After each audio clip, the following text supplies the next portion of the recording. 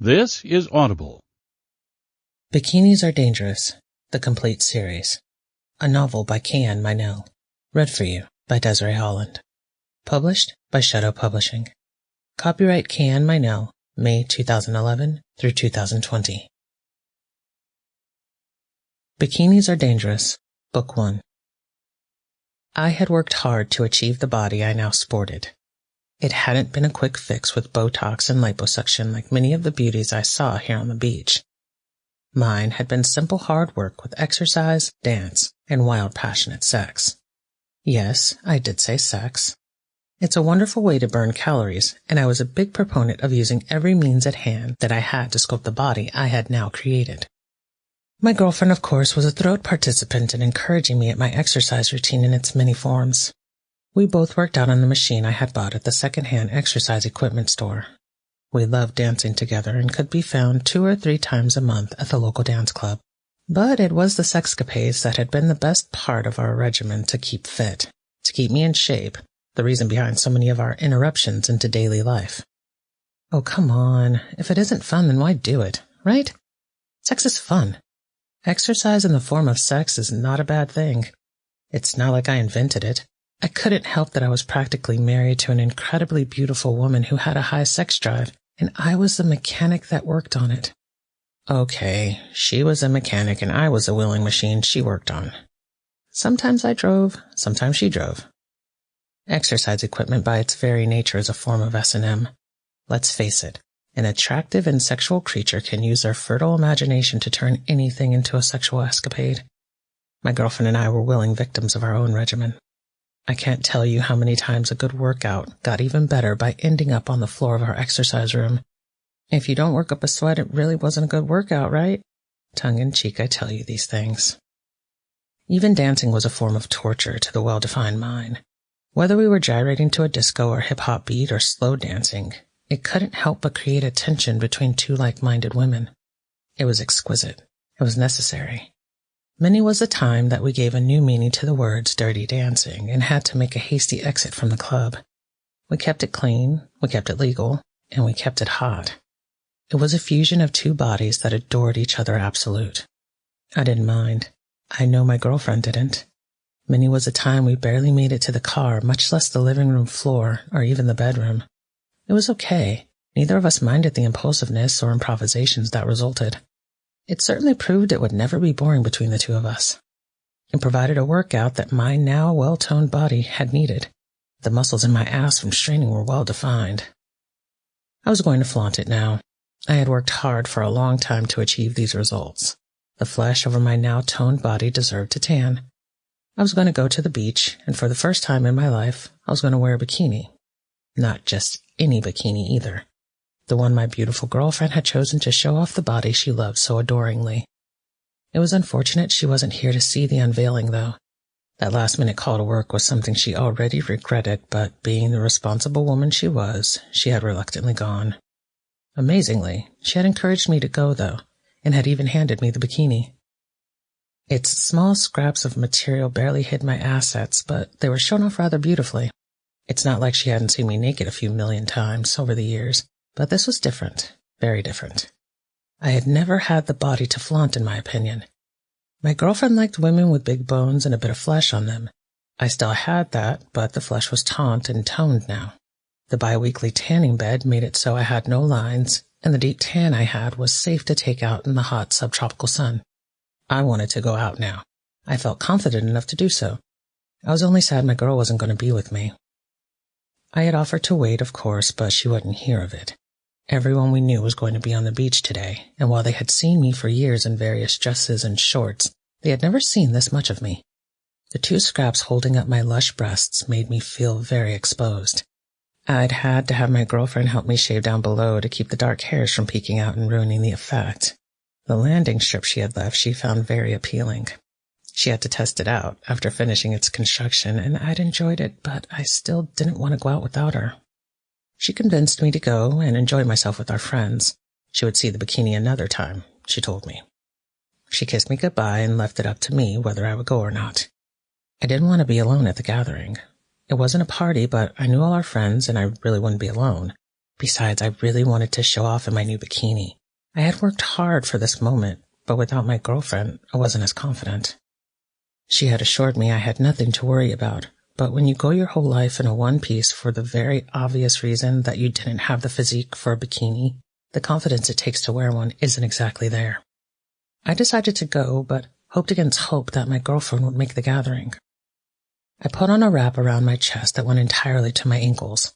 It made it look like I was wearing an exotic tropical dress, and with my physique and shoulders, I could pull it off.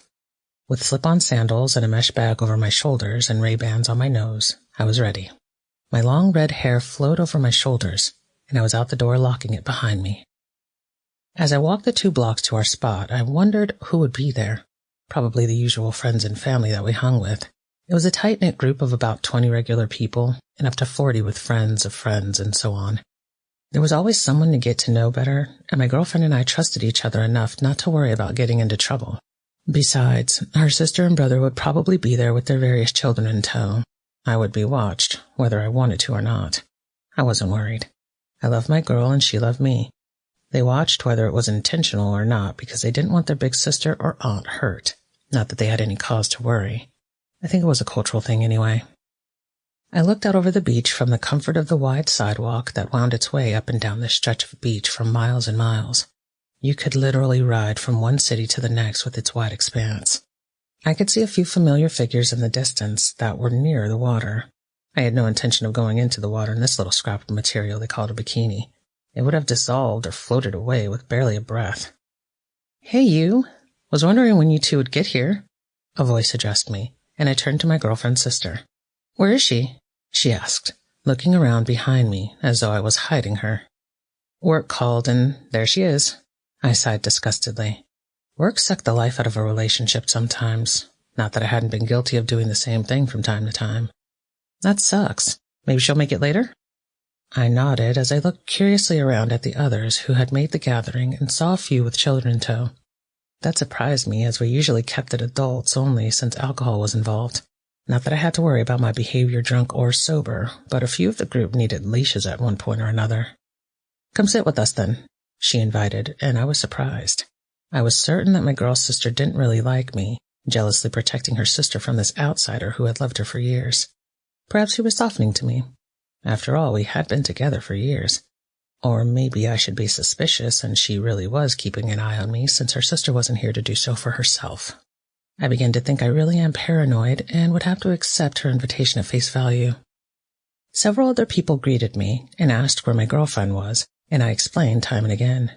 It's nice when you're a couple that everyone assumes that you are together all the time, and we usually were, but it was also nice that I was accepted on my own without her presence to complete me.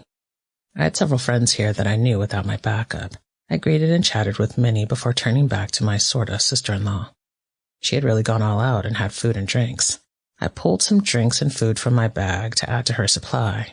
After all, I had to contribute something besides my stimulating presence.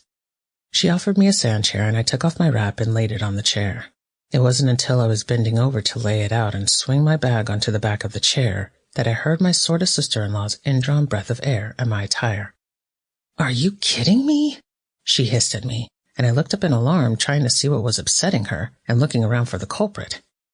As she was staring at my bikini-clad body, I could only rightfully assume it was me that was causing her dismay. "What?" I asked, wondering at her indignation. "Put something on," she hissed, as she looked around to see if anyone else had seen me. Apparently her hiss had caused many eyes to look around as well, which only drew more attention to our situation. Not one eye looked with the embarrassment she was showing. Instead, I saw many eyes with apparent admiration in them, a few with more than that, but I chose to ignore them, even though I secretly relished the feeling. "You wouldn't dare wear that if she were here," she continued to hiss. I looked at her in absolute surprise. My bikini was decent compared to some of the ones I had seen on this beach, many in our own circle of friends and family. There were a lot of men especially that should not be wearing Speedos. I shudder at the sight of some of them. She was the one who chose this for me. In fact, she bought it for me, I said in response, indignant, stressing certain words to make my point. I remember how my girl had always referred to her sister as a prudish one. I had always thought she just didn't approve of me because I might, just might, hurt her sister someday. Then I had thought it was because we were both lesbians. Now I wonder if it were perhaps just because I was attractive. Her sister was sexy as hell, and perhaps she was envious. "She bought it?" she repeated stupidly. I nodded as I stood there looking at her curiously. "Relax, she looks great." Her husband put his arm around her to distract her, and I smiled at him gratefully. I didn't want to start a fight, but I'd be damned if I'd let her dictate what I could and could not wear, especially when her sister had chosen this particular outfit for me. I sat down and moved the chair slightly so my back was to her and I could look out over the ocean and our friends. "Wow, where'd you get that?" One of the guys came by to admire. I touched the top of my bikini self-consciously and began to say, "Oh, we went to Armanio's." He shook his head and interrupted my saying, "No, I meant the body. I don't think they sell those at Armanio's." He laughed charmingly. I smiled my thanks but said nothing. I was very aware that my sordid sister-in-law could hear every word, and I didn't want to be accused of unnecessary flirting. God knows what she would say to my girl. Over the next hour or so, many of our friends and family gave me various compliments. I accepted them graciously, but felt distinctively uncomfortable under the glare of the woman behind me. No one was inappropriate, and for that I was grateful. I gave her no food for fodder. We ate and drank, and I had some great conversations. I was enjoying myself, despite being alone. "Hey, let's walk this off," my sordid niece offered after we had consumed our lunch. I walked with her away from the indignant breaths of her prudish mother. "Don't mind Mom, she means well," she consoled me. "I just don't want to make any waves," I answered, but was grateful she understood without having to explain. As we walked outside our circle of friends and family, the stares and the looks we both received were very different. They weren't tempered by the fact that I was in a relationship with one of our group, or that she was protected by her mother and father and family. These were strangers who saw, instead, two beautiful bikini-clad bodies on women that meant we were fair game or something. We received not only looks and stares, but an occasional whistle and a shout-out. We pretended we didn't hear them, but occasionally we couldn't help but giggle at the originality or corny line that came our way. It was fun. We enjoyed it immensely, but it wasn't anything either of us took seriously. "Hey, baby, can I have an order of fries with that shake?" I heard, and couldn't help but roll my eyes as we began to make our way back to the group. "Geez, can't they come up with anything more original?" she laughed beneath her breath. "All their thoughts are below the belt," I murmured back, and she laughingly agreed. I heard the same voice add, "Baby, could I get your digits? 'Cause I've apparently forgot mine." We both laughed at how stupid that sounded, and I turned to answer that one only to stop in surprise as my girlfriend grinned at me from where she stood on the sand in her bikini. Smiling a huge grin, I walked over to her and into her welcoming arms. We got a few wolf whistles as we kissed there in front of God and man. "Damn, you're a sight for sore eyes," she said as she held me, restraining herself from caressing the expanse of flesh revealed by my suit. I could tell immediately that she loved how the suit looked on my body. "Couldn't you think of any good lines?" I teased, grinning at her efforts. "Hey, Auntie, thought you were working," her niece asked in greeting. "I got done sooner than expected and thought I'd join you all." She smiled at her niece. "I'm glad," I said, squeezing her. We walked with our arms around each other back to the group, who greeted my girl as she joined us. "Did you really choose that suit?" Her sister hissed at her at her first chance, and we both turned in surprise. I realized she hadn't gotten over her earlier snit and couldn't help but grin. She reminded me of a hen with her feathers ruffled, and not only that, but wet besides. "What?" my girl asked her sister. "That suit. It's positively indecent," she stated, indicating the scraps of material that I was wearing. I blushed a little bit, but my girl grinned at me as she answered, "I think she looks nice." "She's too old for such a suit," she continued. "Well, let's ask." And before I could stop her, my girl swung around and called out to our group at large. "Hey, you guys, what do you think of my girl's new bikini?" Now I knew I was blushing, and not on just my face, as she drew attention not only from our group, but amused strangers all around us. We got several "She looks hot," and "Va-va-voom," from not just our group, but total strangers. Several other less subtle men and women called out some things I won't repeat, and my embarrassment was complete. I went from feeling good about my body in this suit to mortification over it being exposed in this way. My shh went unheeded as my girlfriend willingly answered a few of the more lecherous answers she had gotten. She was genuinely enjoying herself. She noticed, though, when I took my hand off from around her and backed up to reach for my wrap.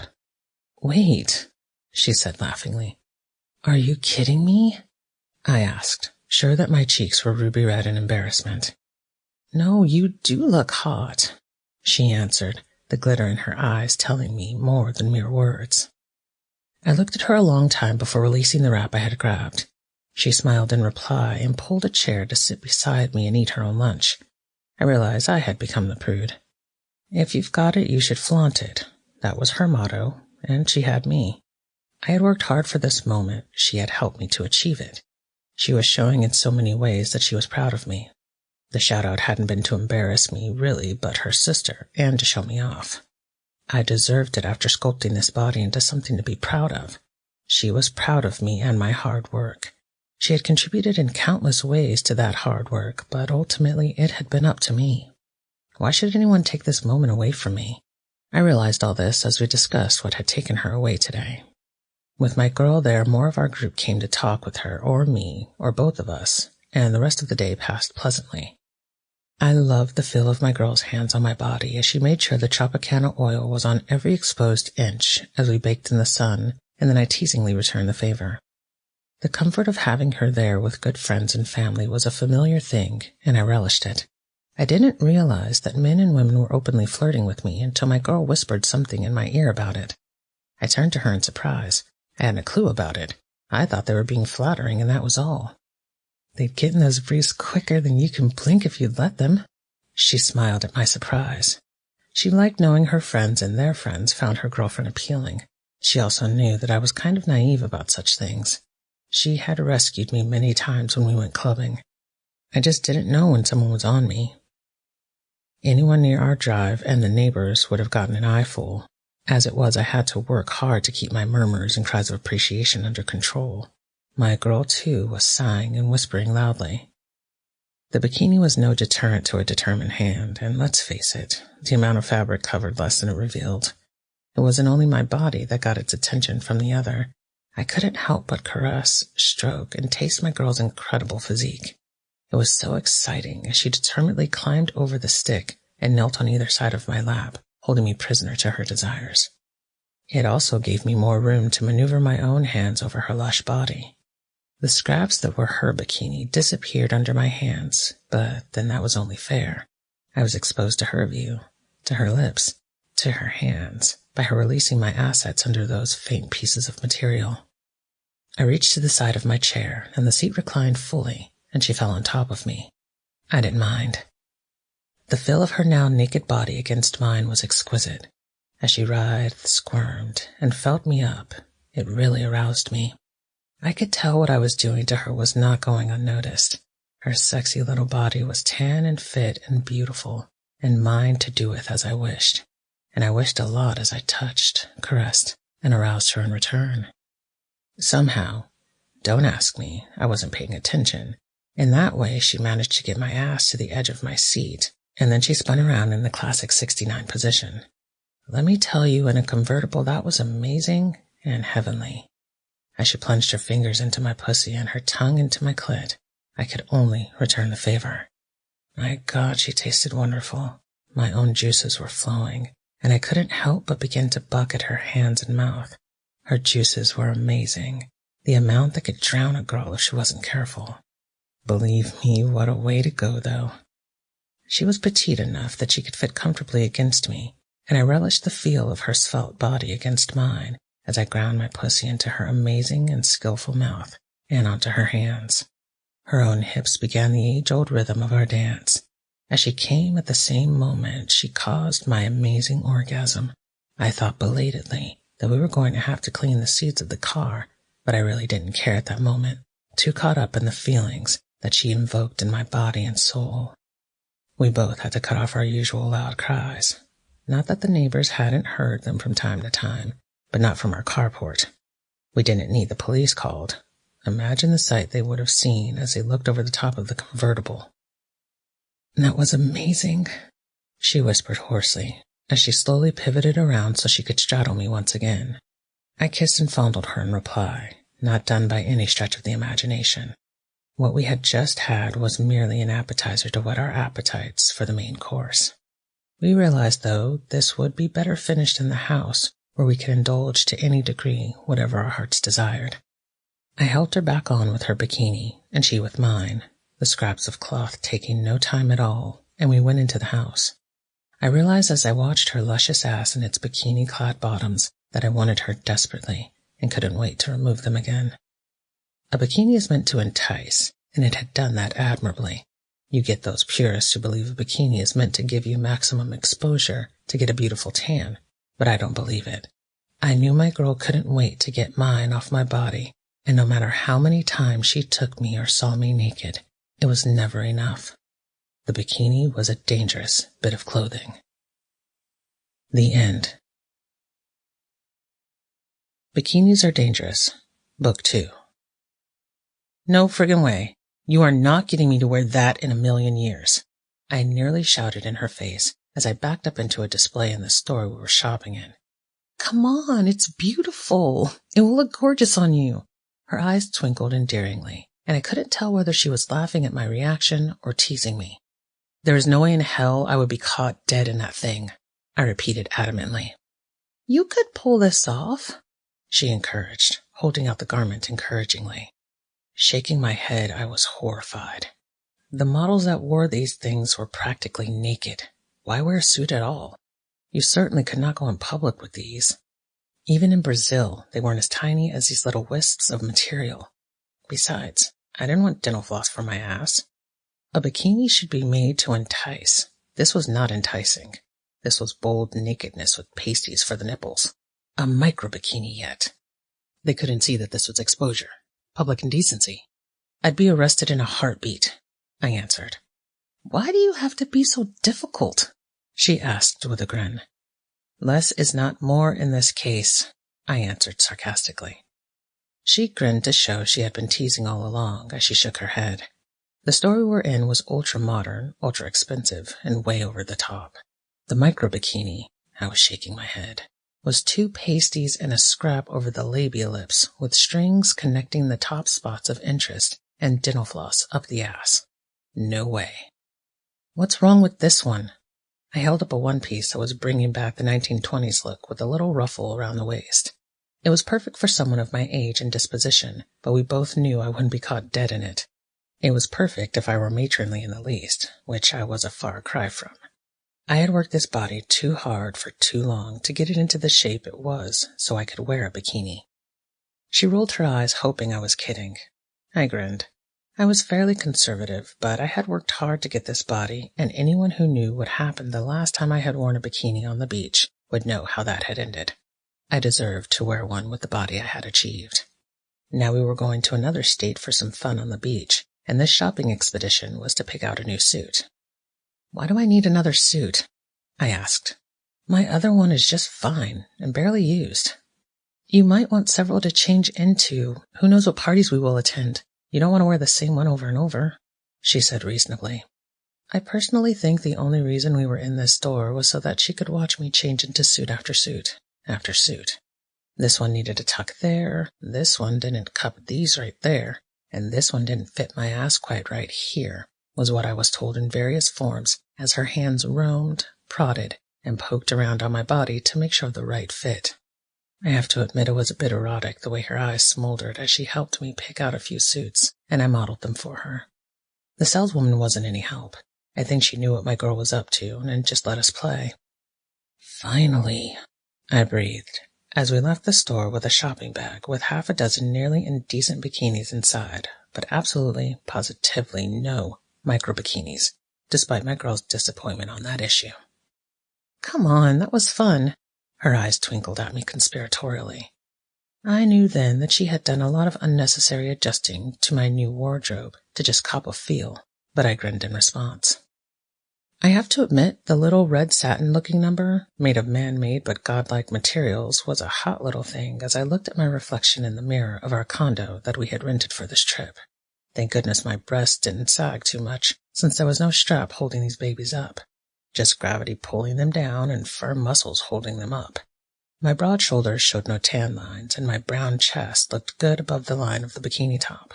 Below was a tummy which looked to have a hint of a six-pack with a beautiful cherry belly button ring dangling. Below that was brief briefs with high French-cut sides, giving the sexy bikini a hint of naughty elegance. You look good enough to eat," she said, as her hands wrapped around my midriff to come together and give me a hug from behind and gaze into the mirror at my reflection. I smiled at her statement, thinking that cherry dangling was a bit much, but anything for my baby. I turned in her arms to return the hug and look at the outfit she was wearing. It was much more daring than my bikini. "You're going to stop traffic with that." I admired the brilliant blue suit, what there was of it. The material held up her large breasts, but the style was such that it looked like they were about to bust out at any moment. It tied around her neck and made me want to touch my lips to every inch of that neck and follow it down to those nipples I could see poking at the material.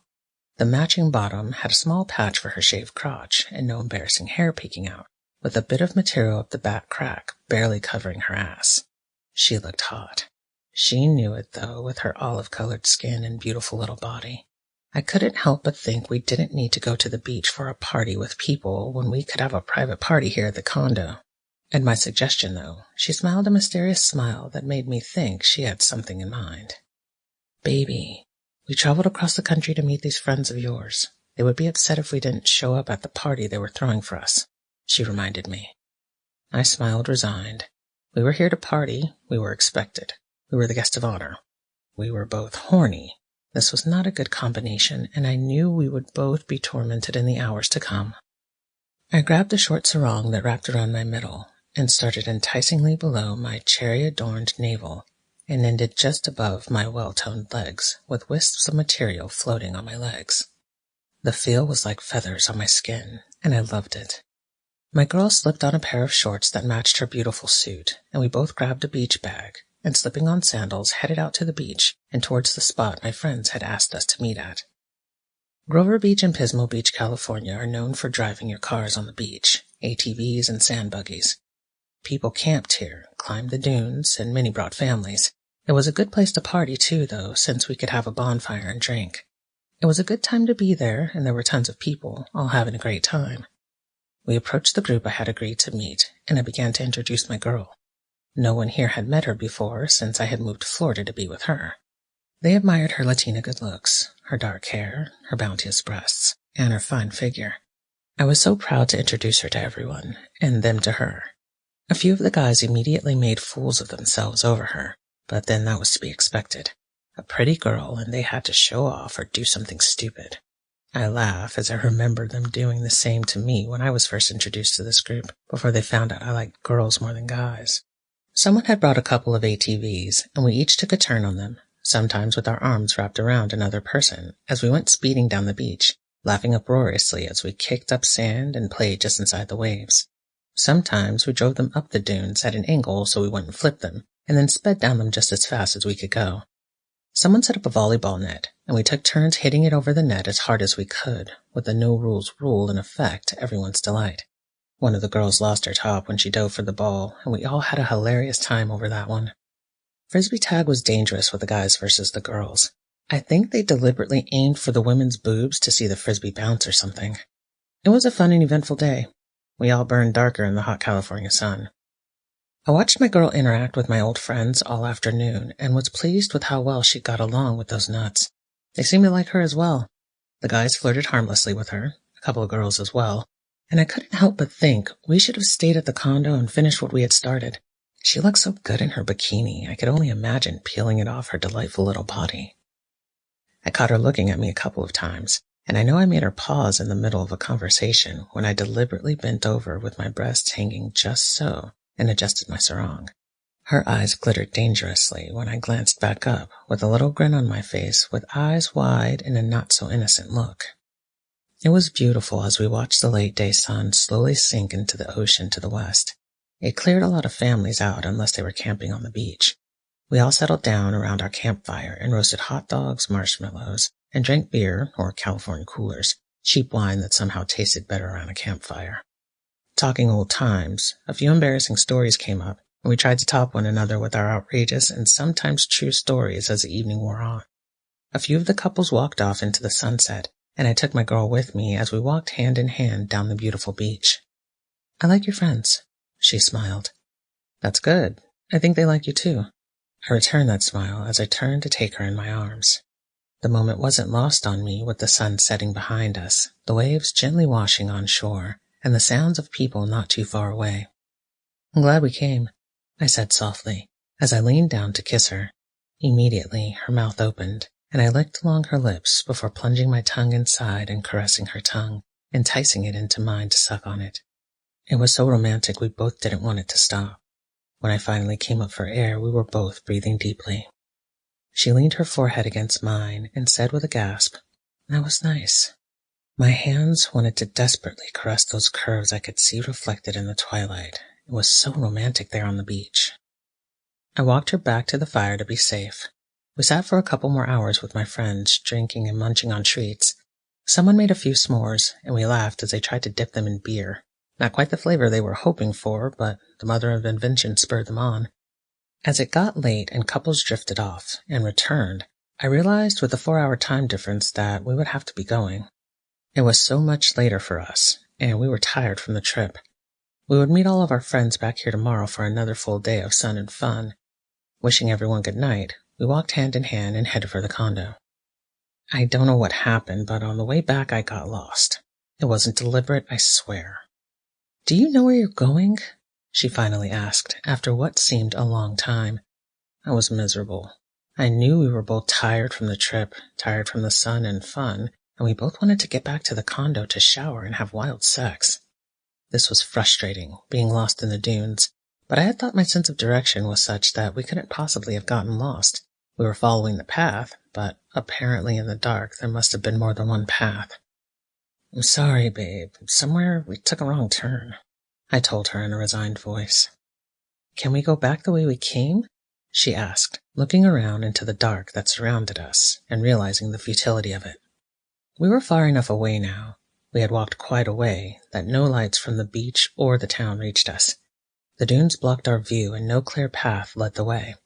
It would have been frightening if we weren't together, if we were totally sober, if we let it bother us. We were both game gals, though, and I made a suggestion. "Let's climb a dune and see if we can find a way." "Great idea," she enthused, encouraging me, although I had been an idiot to lead her into the dunes. We chose the tallest dune we could see and began to climb it. It wasn't easy, as the sand was extremely soft and fine, and for every 2 steps we slid back at least a half of one or more. Finally, clawing and helping each other, we managed to make it to the top of the dune. Breathing hard from the exertion, we looked at each other, what we could see of each other, and caught our breath. Looking around, though, we realized we had come a lot further than we realized. We couldn't see anything but sand dunes in any direction we looked, and what we could see wasn't much, as full darkness was upon us. The moon wasn't up, and it was dark beyond dark. "God damn. I'm sorry, babe," I said in resignation. "Hey, it's not your fault. We both got into this." She smiled. Or I hope that was a smile and not a grimace. I looked around and tried to make out something in the darkness, some sign of which way we should go. I could tell the shadows of the dunes and the darker shadows between them, but the glow I could detect that might be the town of Pismo or Grover Beach. I wasn't sure we could head that way. With dunes between town and us, we would be doing a lot of climbing, and human nature being what it was, we would want to go the easiest route around them and could become hopelessly lost. "Did you bring your cell?" I asked, and when I saw her shake her head, I began to dig in my beach bag to see if I had packed mine. I found it. "Thank God," I breathed as I pushed the button to turn it on. The bar was all red though, which meant recharge it or else. I dialed one of my friend's numbers who had been at the beach. "Hello?" He answered, curious. "Hey, it's me. We got lost in the dunes. My phone is about to die." And in that moment it did. The delightful little ditty it played as it shut itself off was annoying at that particular second. "Do you think he heard you?" she asked, as I swore under my breath. "I hope so. Let's just sit here for a moment," I said in resignation. It might be a long night, and we really weren't dressed to stay out all night. A cool breeze had already sprung up before we left the fire, and now with just a bikini on and a sarong, I was feeling the cold. My girl wasn't dressed any better, and was that a shiver? I pulled out our unused beach towels and wrapped her in one. I'm okay, she assured me. I know, I said back as I looked around. Although I couldn't see far in the dark, there were shadows within shadows from the dunes and mysterious valleys between them. I thought we were sitting facing west. That meant the ocean was somewhere before us, and town was north and east of us, but I couldn't be sure, and I certainly didn't want to walk anymore, especially in circles. What are we going to do? She asked. I was amazed to hear no fear, just a curious question to her voice. Turning to her, I had a wonderful idea, a great way to stay warm and to pass the time. Slowly, I lowered my mouth to hers. What? She started, but the touch of my lips to hers cut it off. I have to say she is a quick learner and caught on to my idea as my lips captured hers and began to kiss along hers. My tongue licked enticingly along them before slipping inside to her welcome warmth, before playing with her tongue, fencing and prodding it, teasing it back into mine so I could suck on it. Oh, I heard from her, and this only encouraged me. My hands had ached to touch every inch of that exposed skin as I watched her sweat in the sunlight over the volleyball game, her large breasts bouncing in the bikini top, barely contained. I conjured up every thought of the day that had aroused me, enticed me, and used it at this moment to forget our situation. Slowly, I slipped the beach towel from around her shoulders and laid her slowly back on it and the sand, some semblance of warmth left from the hot Central California sun. It was cooling rapidly, though, and I knew the only way to keep us warm was to combine body heat. I would do my best to combine it. The feel of her hot little body under mine with almost no clothing on and those annoying little bits of clothing keeping my fingers from the most pertinent parts was arousing me rapidly. I thought about how she had looked on the ATV, laughing uproariously at some stupid joke one of the guys had told as she bobbed along it in her tight little bikini, and I couldn't help but respond to it. My little Latina was hot, she was mine, and I was going to make her forget our predicament. I was going to enjoy it, too. My body was gently laying against hers as her hands caressed down my tangled wind-blown hair and down my back. As her bare hands came in contact with the skin on my back, I felt their warmth and welcomed it. She leaned down to squeeze my ass cheeks and grind against the front enticingly under me. Damn, baby, I breathed into her ear and then tongued it for good measure, taking note of the intake of her breath from the contact. I sucked on the skin in little whirls along her neck and could hear her breathing deeper as I aroused her. My fingers released the tie of her bikini bottom with no effort at all as my lips captured the tie around her neck and gave it a yank with my teeth. Soon her entire body was exposed to my fingers, my lips, and my body against her. Effortlessly, she stripped my teeny little bikini from my body as well to feel naked skin against naked skin. Not that the bikini was really in the way, those scraps hid very little. I began to rub my lower half against her, and she spread her legs to settle me more comfortably between them. I gasped at the pleasurable feeling of our two pussies grinding together. Since I couldn't see anything in the dark, I used Braille to feel her body, her breasts, her smooth and supple skin. I don't think she minded. As our clits seemed to peek out and come together, my knowledge of her body allowed me to slide my body in such a way that our clits were rubbing against the other. The sensation is almost indescribable, but the sharp indrawn breath told me I was hitting all the right places. She started along my mouth, my neck, and began to assault my breasts, which were begging for her mouth, after receiving a very necessary massage from her fingers, hands, and body. Not as large as her ample breasts that were a nice handful that she used shamelessly as I tried to lay there to accept my punishment for taking advantage of her. I'm not a good little girl, though. I couldn't just lie there and take it, and found myself moving suggestively against her, grinding my body up and enticingly against that hot little body. I could still see how she had looked just hours ago, and it made me want to take her again, but I knew if I didn't accept my fair share of our loving, there would be complaints later, and I desperately needed the orgasm that was building inside my own body. Her fingers weren't still. She was thrusting 3 of them inside me. It was a little bit uncomfortable, so I spread my legs wider to accommodate her and felt better immediately as she began thrusting harder and faster into the wetness. The slurping and sobbing sounds were loud in the stillness of the night, but my moans, groans, and little sighs drowned them out. I wanted to feel her fingers on my clit. I needed to orgasm after all the thoughts and feelings that had coursed through me thus far. I gave her every indication of what I needed, but apparently I still wasn't allowed to come. She wasn't finished with what she wanted from my body, what I had started. As I began to babble at the feelings going through, she must have heard something that allowed her to give me my first orgasm. She took pity on me or something, and using her thumb, began to rub on my clit hard. I quickly cried out in ecstasy as I felt the familiar tingles in my toes that were gripping sand, trying to get purchase and leverage, my body arching into hers as she sucked at my breast. She wasn't finished with me, though, I realized hazily, as I began to feel contentment from a body-clenching spasm as she slid down to that enticing little cherry belly button ring and began to lick around it and in the tiny indent.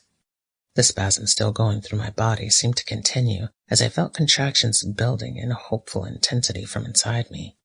My brain was numb already, and I wasn't aware of anything going on around me as I cried out in increasingly loud cries that were reflected back from the dunes. She dipped her head between my legs and captured my clit in her warm mouth, licking it and treating it like a lollipop as she rolled it around on her tongue. My body felt spongy and curiously weak as she threw my numb legs over her shoulders and moved in for the kill. I'm not sure, but I don't think her fingers ever stopped thrusting their rhythm, causing every third or fourth thrust to hit my G-spot and cause a different kind of spasm in my orgasm-wrecked body. She was tasting the overwhelming abundance of juices she had caused, and I was just about to spasm violently when a flashlight lit up our little circle of heaven. "There you are!" They trailed off as they realized the position we were in. Talk about a deer in the headlights moment. I couldn't move. My body was too weak from an endless orgasm and on the precipice of another so intense I was sure it would blow my mind. My girl, though, quickly grabbed a towel and covered us both as best she could, using her body against mine to hide our nakedness. I groaned at the sensation, not ready to let the mind-blowing orgasm go.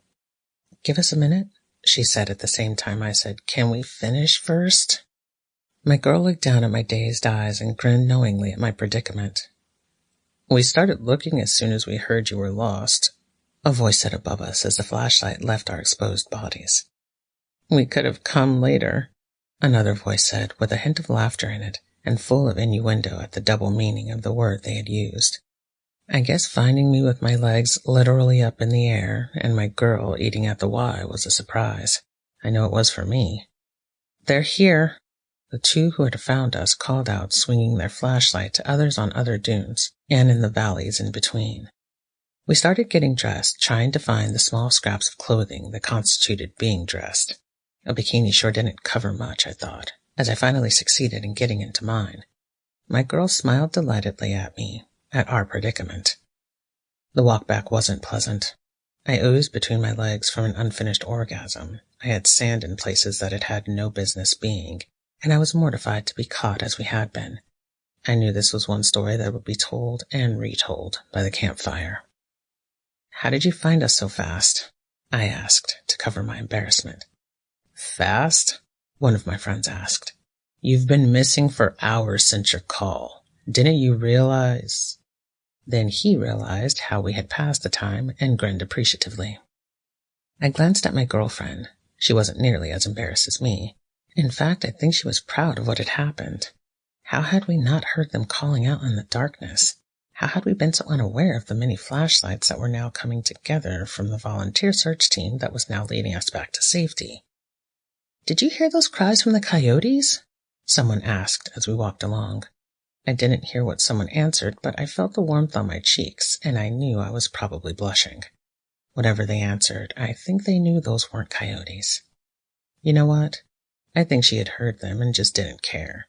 She wanted my cries to be heard and lead someone to us. I can't be sure, but I will find out later when she finishes what she started. After I find a shower to get those abrasive sand particles out of the crack of my behind, beneath my bikini. We couldn't get back to the condo soon enough for me at this point. Fortunately, I've proven that a bikini can be removed quickly, efficiently, and easily. I also knew I would need to change into another one for tomorrow. Good thing I had bought several. This one would always hold fond memories. We were lucky that night that we hadn't had to stay out all night. The exposure might have gotten to us.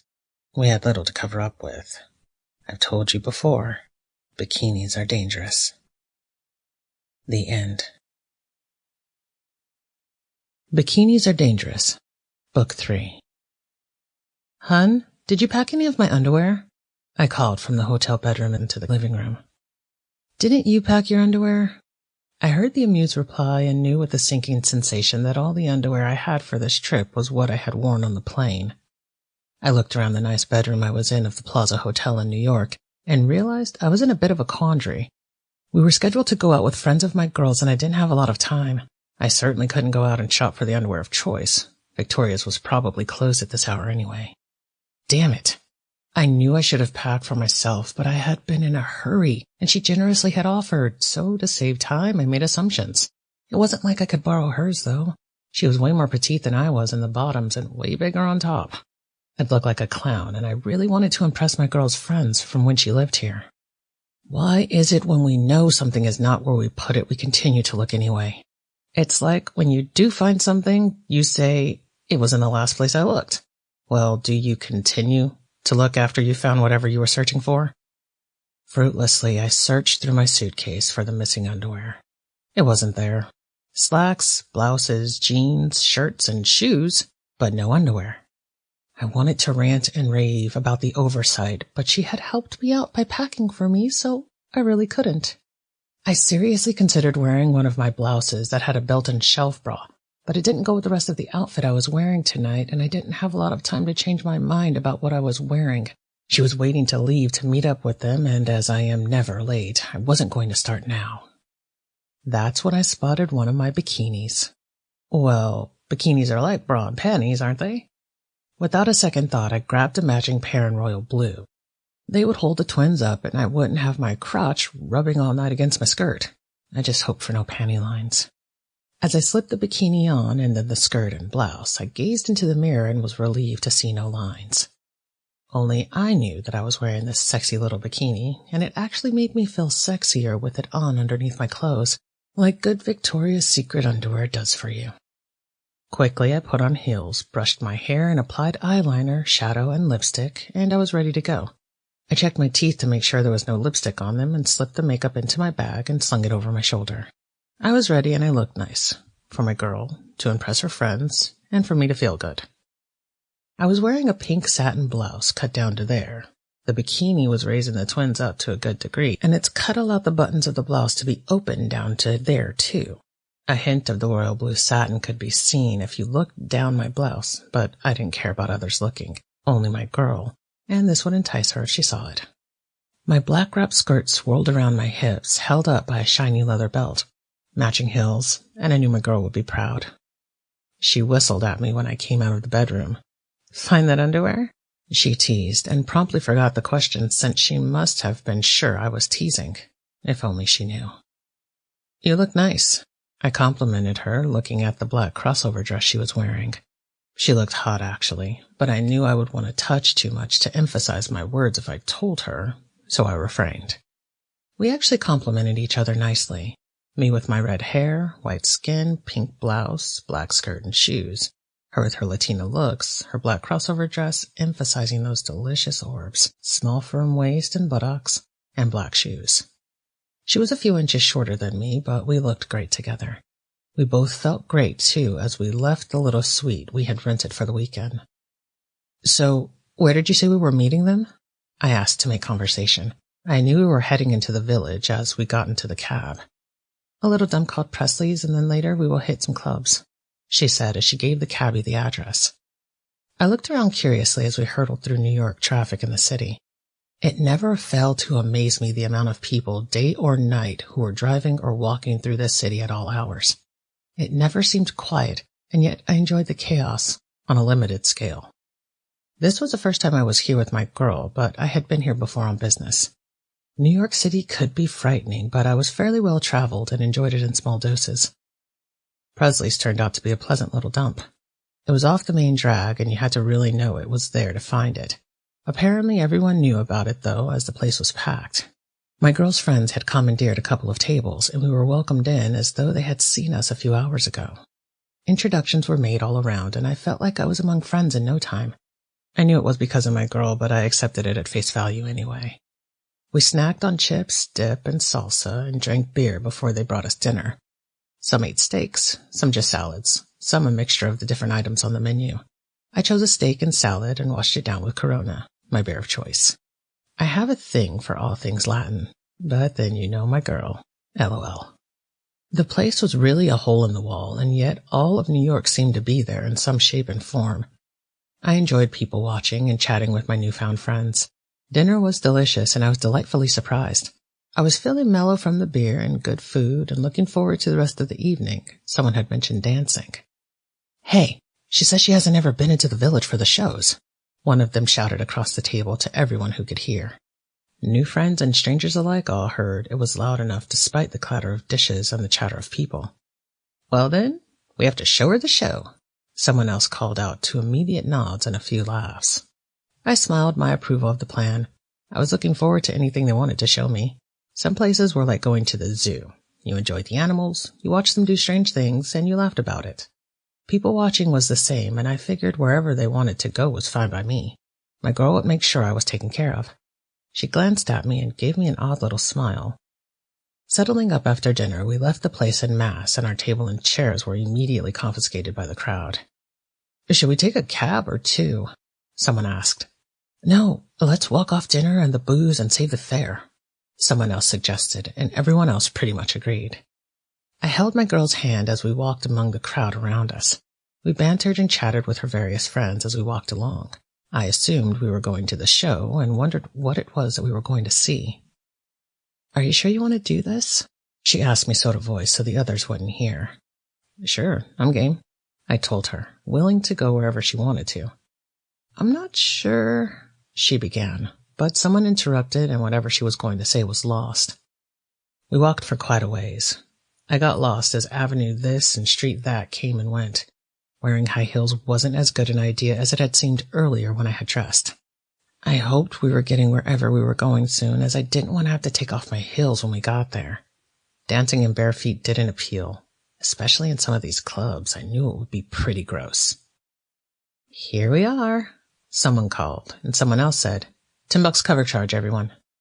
Each of us got out $10 and paid as we went in and got our hands stamped, and each were given a token for a free drink. It was painted black in the entranceway as we walked down some steps into the bar. A muted light came through some 60s-style hanging beads, layers of them that we pushed through into the main room of the bar. I stopped astonished as I looked around. Now, I like to think I'm fairly broad-minded, but I have never seen anything like this. The place was painted in reds and pinks of fluorescent hues that the strobe lights bounced off of. There were mirrors on the ceiling, long furry material climbing the walls, like shag carpeting, only on the walls. Couches absolutely everywhere. But predominantly in 3 conspicuous locations over the dance floor were cages. Inside were 3 lovely women dancing to the raucous beat that pumped out of the speakers all over the club. I didn't want to act like a country bumpkin in the city for the first time, so I barely kept my jaw from hanging open like a fool. My girl gave me a grin, and now I understood everyone's anticipation about me coming here. They thought they were going to shock me. I smiled and laughed, delighted at the almost obscene decor as I looked around. It was like the 60s had thrown up in here. There were a few platforms high enough that girls could dance on, and I shook my head laughing at the go-go boots. One gal even had an afro. I was sure it was a wig that had to be over 2 feet from her head. The place was amazing. It was ridiculous, and it looked like a lot of fun. "Ever seen anything like this before?" one of my girl's friends shouted in my ear over the music. I shook my head as we made our way to a couple of vacant seats on a couch. One of the girls pulled over a couple of tables and pulled up some chairs as well, so we had our own little area to ourselves and could people watch. A waitress was immediately there to take our drink orders. "Want to dance?" someone asked me, and I found myself out on the flower power-shaped dance floor. I don't know how they did it, but the lights reflected those flower shapes that were popular in the 60s all over the floor. It was fun, the beat was loud, and we were having a good time. I had to sit down after 3 dances, though. I felt hot and sweaty and way out of shape for some reason. Maybe it was the 2 shots of tequila. Maybe it was the shot I couldn't identify in their neon blue glasses. Anyway, I was feeling good and enjoying our little group. "Would you like to dance?" Someone not from our group asked me politely. I looked up into amazing green-brown eyes and a round-faced woman who looked intently at me. Her shaved head with the mohawk didn't do it for me, but I was with friends anyway, so I tried to politely decline. "Thank you, but I'm with friends." I indicated the group that was still at the table, although a few were around the bar and out on the floor. "Maybe later?" she asked hopefully, and I smiled noncommittally. I didn't want to insult her, but I was in a committed relationship and wouldn't hurt my girl for the world. "Hey, they're having a dance contest," someone in our group shouted over the music. "Oh yeah?" my girl answered. She was sitting down from me, having just returned from the dance floor with a couple of the girls. "What can you win?" "One of those." She indicated with a finely manicured fingernail as she pointed at a beautiful leather jacket with an embossed yin-yang on the back of it. It looked expensive. It looked fine, and I knew immediately that I wanted it. I caught my girl's eyes, and she knew I wanted it. Anything with a yin-yang I wanted for my karma. I'm not superstitious or anything, but I really do believe that there is an equality that balances everything out in the universe. Maybe not right away, but the symbolism of the black and white, yin and yang, I believed in. "What do you have to do?" she asked helpfully. "You have to dance," the other gal answered. "Just dance?" She glanced at me. I'm not the greatest dancer, but even I could do that. "Well, you have to dance in one of those." She pointed at the cages hanging from the ceiling. I looked around, interested at the spectacles that the girls in them were making of themselves. I am not an exhibitionist by any stretch of the imagination. I glanced back at my girl and knew she thought the jacket was out of my reach. I wouldn't put myself on exhibit like that. "Then everyone takes a vote. The girl with the most votes wins. Oh, yeah. You're also entered to win some vacation, too. Apparently they've been having these contests for weeks. You're automatically entered to win for that, too. They're just going to pull names for the vacation, though." "So you just have to dance up there, and everyone votes on how good you are?" I asked to be sure I understood the rules clearly. I was a little buzzed and enunciating very deliberately. Everyone made it clear and discussed the ins and outs of who they would love to see in the cages. I got the full rules somewhere along the line and gazed thoughtfully around. "Would you like to dance?" my girl asked me, and I smiled up into her face as I looked into those amazing Latina eyes I adored. Damn, I love brown eyes. It was a slow dance, and I loved the feel of her against me. Someone went by with those neon blue drinks, and I signaled for 2 of them and dropped a bill on the platter as we polished them off. That led to her buying me a set, and then I bought another set. I lost count as we danced a few dances together and bought shots. We were laughing at the blue that coated our lips from whatever was in the drink and dyeing our insides blue. I was sure I would be peeing blue later, too. The music stopped suddenly, and a hefty but attractive woman got up on the bar with a microphone. Hear ye, all you cats and dolls. We got a dance challenge coming up, and I need 3 of y'all to volunteer for the cage match." She laughed as women shouted out suggestions and pushed friends up, but only one woman volunteered, a beautiful Asian woman who had a sleek body I admired. I watched her get up on the bar next to the announcer. "We have 1. I need 2 more to make this fair, ladies. Come on. Someone must want to win this beautiful leather jacket, and it's worth over $500. I looked at the jacket and I was tempted. I sorely was, but to be on exhibit like that? I shuddered at the thought. "You gonna try?" I heard women discussing it with their dance partners and recognized the voice of one of my girl's friends. "No way!" I heard just as often, and then a big black woman bounced her way up to the bar, and I looked in surprise that she would have the guts, but then thought, why the hell not? She was attractive despite her weight. I think that was when the shots all caught up with me. My arm shot up all by itself, and I found myself yelling, "I'm in," as I left my girl holding my purse on the dance floor, surprise written all over her face. As I climbed up on the bar, I was met with cheers and a few jeers. The other 2 women were dressed a bit more provocatively than me. I was definitely dressed way more conservatively than they were, or for that matter, anyone else in the bar. But as I gazed around the dance floor at the women, "Start your engines!" and a roar of approval met her announcement as the music started, and I watched dumbly as the other 2 started dancing sensually to the music, and I started rocking to it. Let's face it, sometimes white women just don't have the rhythm necessary to look sexy in a moment like that. But I desperately wanted to win the jacket, and I certainly didn't want to embarrass my girl in front of all of her friends. It was then that I got my moment. I thought of Demi Moore and how she had looked in that movie.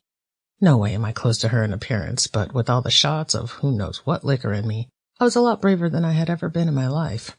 There were more ways to dance than the Asian gals dancing sensually or the black girl enthusiastically. My two-step was boring the observers, and I began to dance more enthusiastically as I used the side of the cage to begin a striptease. Slowly but surely, I began moving my body in a way that one by one the observers began to turn back towards me as their friends noticed and started looking themselves, some pointing. I looked only at my girl, though, as I unbuttoned one by one the buttons to my pink blouse. My hair I whipped around provocatively as I shimmied my hips and shoulders to the music. I heard vaguely in the background the catcalls and yells from the women as I realized my blouse was slowly coming off. I remembered movies with harem dances and hoped my body moved in the way I remembered as I danced provocatively to the music. "Take it off, honey," I heard the announcer shout into the mic as she needed to be heard over the blaring music and the calls of the crowd. This made everyone look around to see what she had meant, and that was when my blouse slipped off both my shoulders and I began to shimmy it down my torso to the music. My eyes never left my girl's face as she looked at me, first with shock, then with humor, and finally with admiration at my daring. My bra came into view as I rocked to the beat, my hips causing my skirt to swing provocatively. The blouse I slowly lowered, revealing my bikini top. The royal blue satin shone beautifully in the lights of the club and shimmered, helping me make my case for the expensive leather jacket. As I dropped the blouse to the bottom of the cage, eager hands ripped through the bottom and pulled it apart like animals. It would have frightened me if I had thought about it, but at this moment my eyes were locked on my girl's. Her dark eyes looked black in the light as she watched me striptease for her. The intensity is something I will never forget. It wasn't anger. It wasn't just admiration. It was something more, something intangible, primitive, and oh, so arousing. I knew without her saying a word that she loved every moment of my striptease, that this public display, while very uncharacteristic of me, was thrilling her. Hands were reaching through the cage. The blouse wasn't enough, and I soon lost my high heels, but I didn't care. The girls screamed themselves hoarse as my hand went to my belt and I began to loosen it. The music changed as the first song came to an end. The DJ was contributing to my striptease as a beat came on that allowed me to whip my belt around the cage, simulating something in the minds of a few women that had them on their feet and screaming wildly.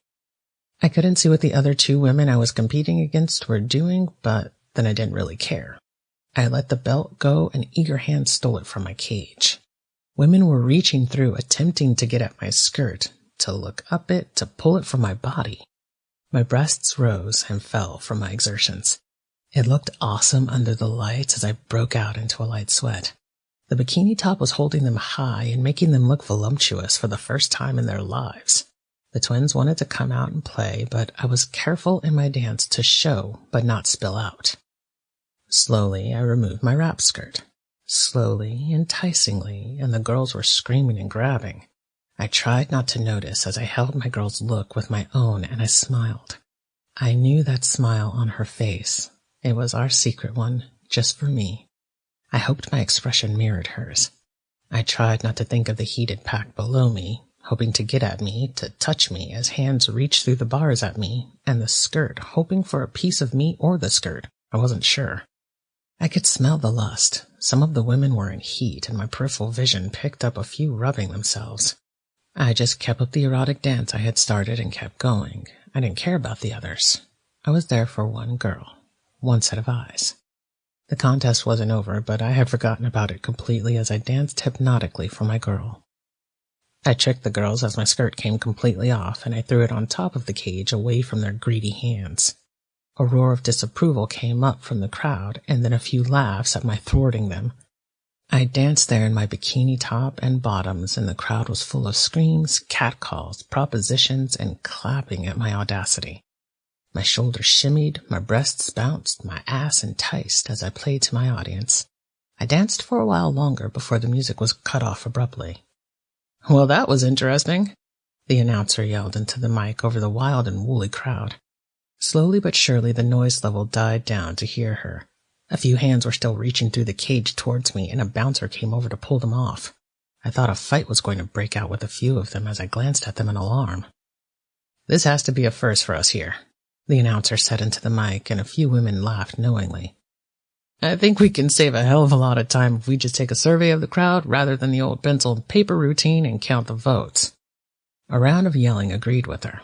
She indicated the Asian girl, who I finally noticed looked winded in her cage and scared at the crowd that had gotten fairly out of control. "Who votes for our contestant number 1? A few polite calls and clapping was heard. The announcer acknowledged it and moved on to the black beauty in cage number 2. I could see how sweaty she looked. She got more calls and more clapping. "And how about for contestant number 3? She called, and the words weren't even out of her mouth before the place turned into a screaming mob of noise. The sound was deafening in the place as they voiced their approval of my dance, and I grinned sheepishly as I stood there in my bikini, my chest still heaving from my exertions, looking hot and sweaty, and my hair in all disarray from it all. I don't think I had ever gotten a workout like this one, and I stood there euphoric as I looked around at the mob. I could see my girl grinning from whatever her friends were saying to her as they all clapped. The bouncer helped the other 2 down before all of them came to help me.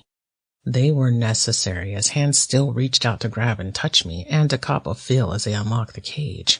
I retrieved my skirt and wrapped it around my waist.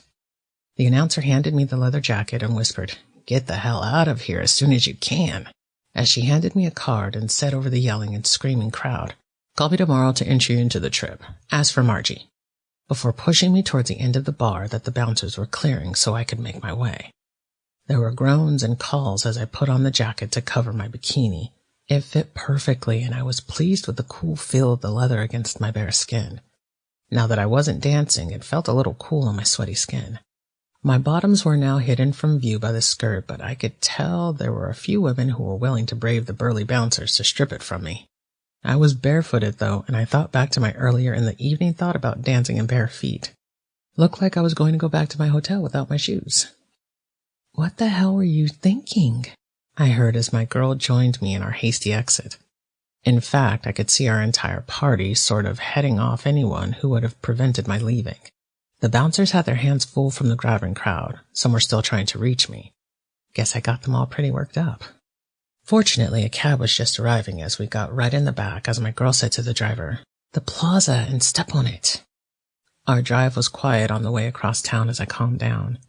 The reality of what I had just done really hit me, and the liquor felt hours ago as I replayed the moments of my dance in my head. We got a few odd looks as we made our way through the lobby, but my skirt certainly was acceptable, and I kept the nice leather jacket closed to hide my bikini top. The bare feet could have been a mid-Eastern custom, or so I convinced myself to not make myself self-conscious as we hurried. The elevator ride up wasn't nearly as quick as we would have liked, but we made it to our suite, and I collapsed on the couch in a fit of giggles over my behavior. "Are you drunk?" My girl looked at me incredulously. My behavior tonight was certainly out of character. I was still laughing as I looked up at her and remembered how she had looked in the club. Something was triggered at that moment, something primitive. My laugh cut off as I shook my head in response to her question. Slowly I rose from the couch and let the jacket fall open, revealing the royal blue bikini top.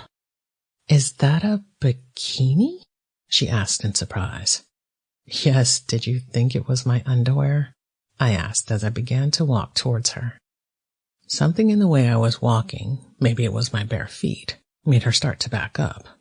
Fortunately for me, she was heading towards the bedroom and I followed her, stalked her towards the room I wanted her to go into. She didn't realize I had hurted her there until it was too late. I remembered the look in the eyes that I had seen, and it all came back to me. Perhaps some of it was the liquor, but I don't really think so. The excitement of the club, the noise, the screams, the improper suggestions, all of it came back to me. But most of all, the look of my girl as I strip-teased for her in that cage, that came back to me forcefully. Apparently, she remembered it too. I pulled her into my arms and shrugged out of the leather jacket, letting it fall to the floor as I propelled her backwards toward the bed. She must have seen the determined look in my eyes. Whatever it was, she responded immediately to my kisses. I could tell she was in a high state of arousal, and the cab ride hadn't diminished it any. I untied the wrap of her dress and soon pulled it away from her lush body. Slipping it off her, she stood there proudly in her bra and panties. not that much different from my bikini. As she reached for my skirt, I reached for the back of her bra. As she reached for the bra of my bikini, she ripped it from my body. My fingers slipped into her panties and yanked down almost as violently. She soon stripped off my bikini bottoms, but I didn't even realize they were ripped from my body in her haste as I covered her body with my own and took her down on the bed, rolling with her there to get into the middle where I wanted her. I don't think I have ever seen her so aroused, almost angry as she took control of the situation. She almost fought me for that control, demanding of my body as she tried to top me. I gave in willingly as I sensed she needed this after seeing me on display for all those women, all of them lusting after me in my bikini, making a show for them all, and knowing that I was hers. She needed to put her stamp on me. She needed to show that I was hers. She wasted no time in thrusting inside of me with her fingers as she kissed me deeply, her other hand pinching my nipple as I rose to meet her, arching into her body fiercely. It wasn't loving, it was primitive, and it was harsh and almost hostile as she took me. The violence, though, was something we both apparently needed as she thrust inside of me hard. My body didn't mind the invasion. I wanted it desperately. The sloshing she encountered encouraged her. More, more. More, I cried out as she thrust over and over into my body, imprinting herself on me, in me. My head was thrashing back and forth on the bed as I fought the orgasm that was threatening to overwhelm my overheated body. She leaned down from the passionate kisses she had been bestowing on me to nip at my overly erect nipples, almost painfully erect. Her teeth grazed them threateningly. Her thumb captured my erect clit and pressed, hard, and then rubbed it equally as hard. The combination made me lose control as I cried out to her. My one hand grabbed her hair and pulled unconsciously. My other clawed at her back as I arched uncontrollably against the orgasm she had forced from my body. I went limp, releasing her hair, caressing rather than scratching her back as quickly as I came. The intensity of the orgasm passed. She didn't stop thrusting, though, as she pushed me more gently this time up the mountain, and she pulled another orgasm from my sweaty body. This time, as I came down, I wrapped my legs around hers and rolled us both so I was on top of her. I captured her hands as she released my nipple and clit and crotch and held them up over her head as I used my body to ravish hers. I began to rub my clit against hers. The sweat from my body made it easy to move over hers. It was slick. I ground against her rudely, using her body to bring myself up a third time and at the same time make her explode under me, writhing in ecstasy over the rushing throughout her body. Our lovemaking wasn't loving, it wasn't sensual, and it wasn't easy. It was violent, it was harsh, it was necessary to how we were both feeling. Primitive. Much later, as we sleepily held each other's sweaty bodies, I asked her, "What were you thinking as you watched me dance tonight?"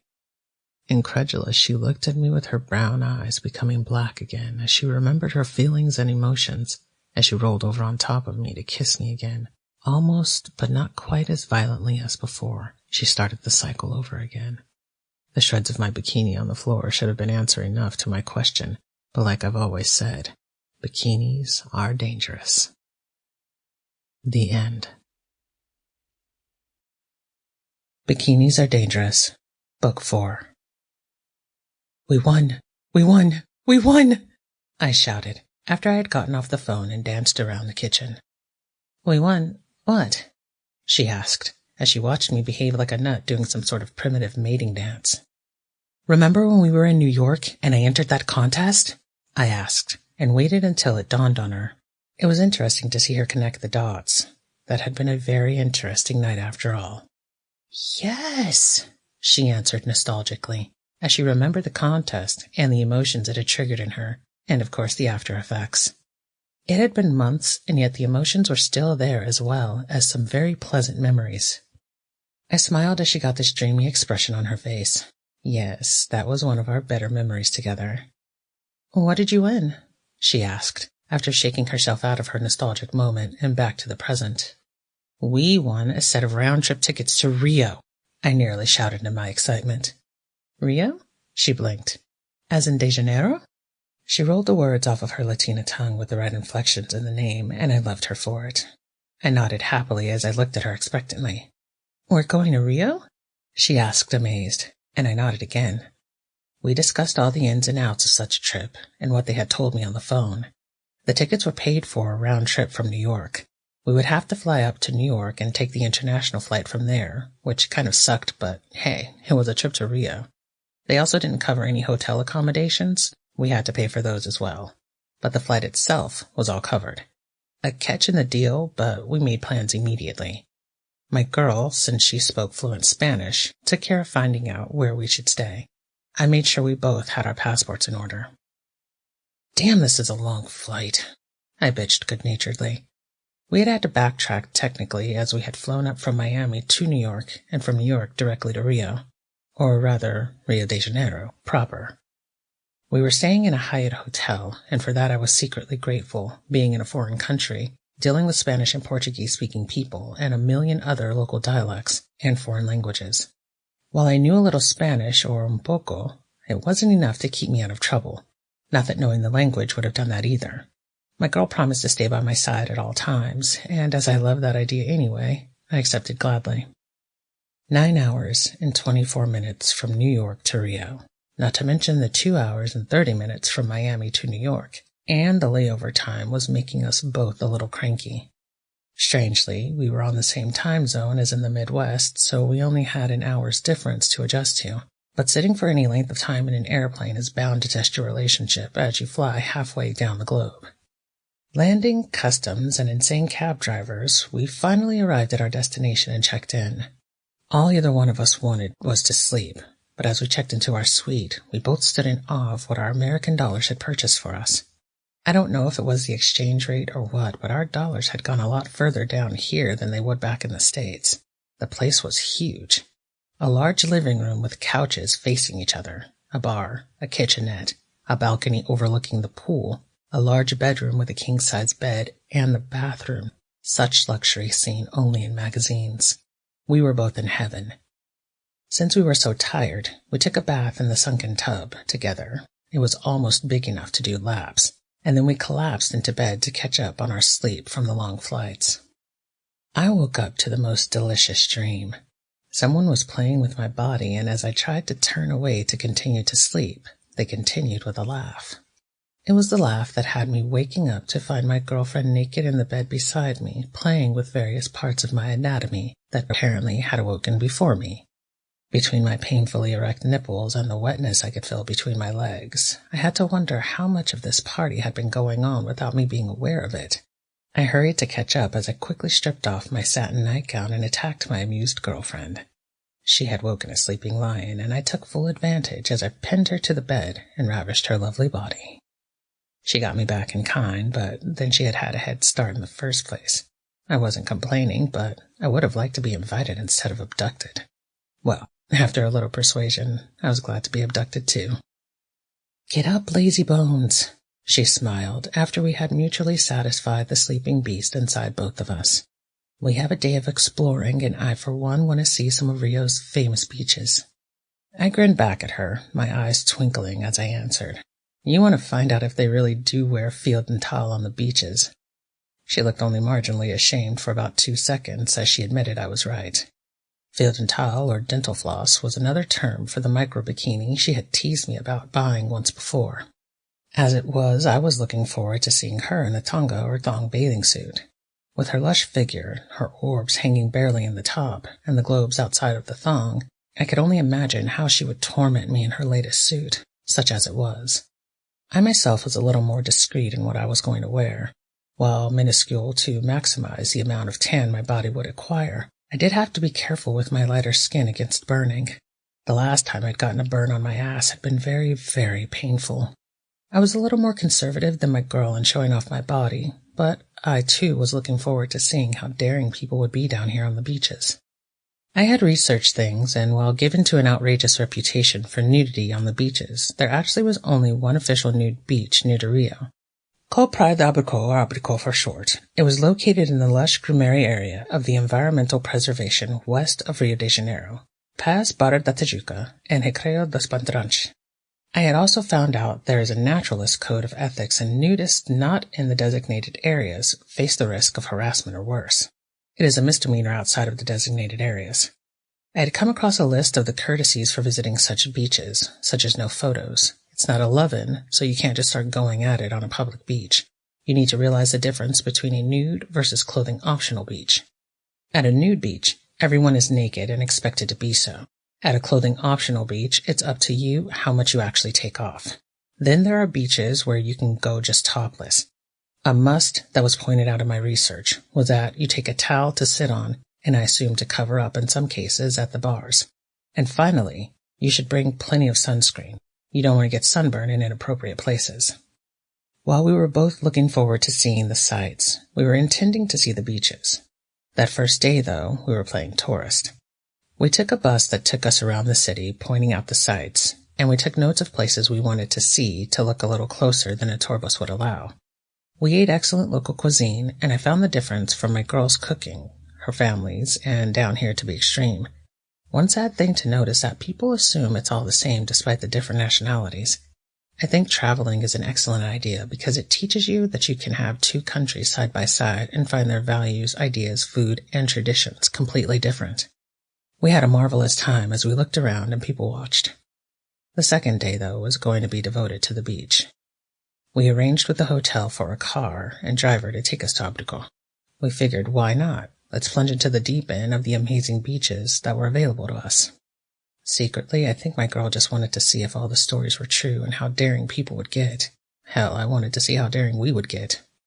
I have to say, as far as beaches go, and I am a devoted beachgoer, this one was extraordinary with its beauty. I don't know if I can put into words the lushness, the beauty, the raw beauty of what we were seeing. Oh, and the sand and vegetation were beautiful too.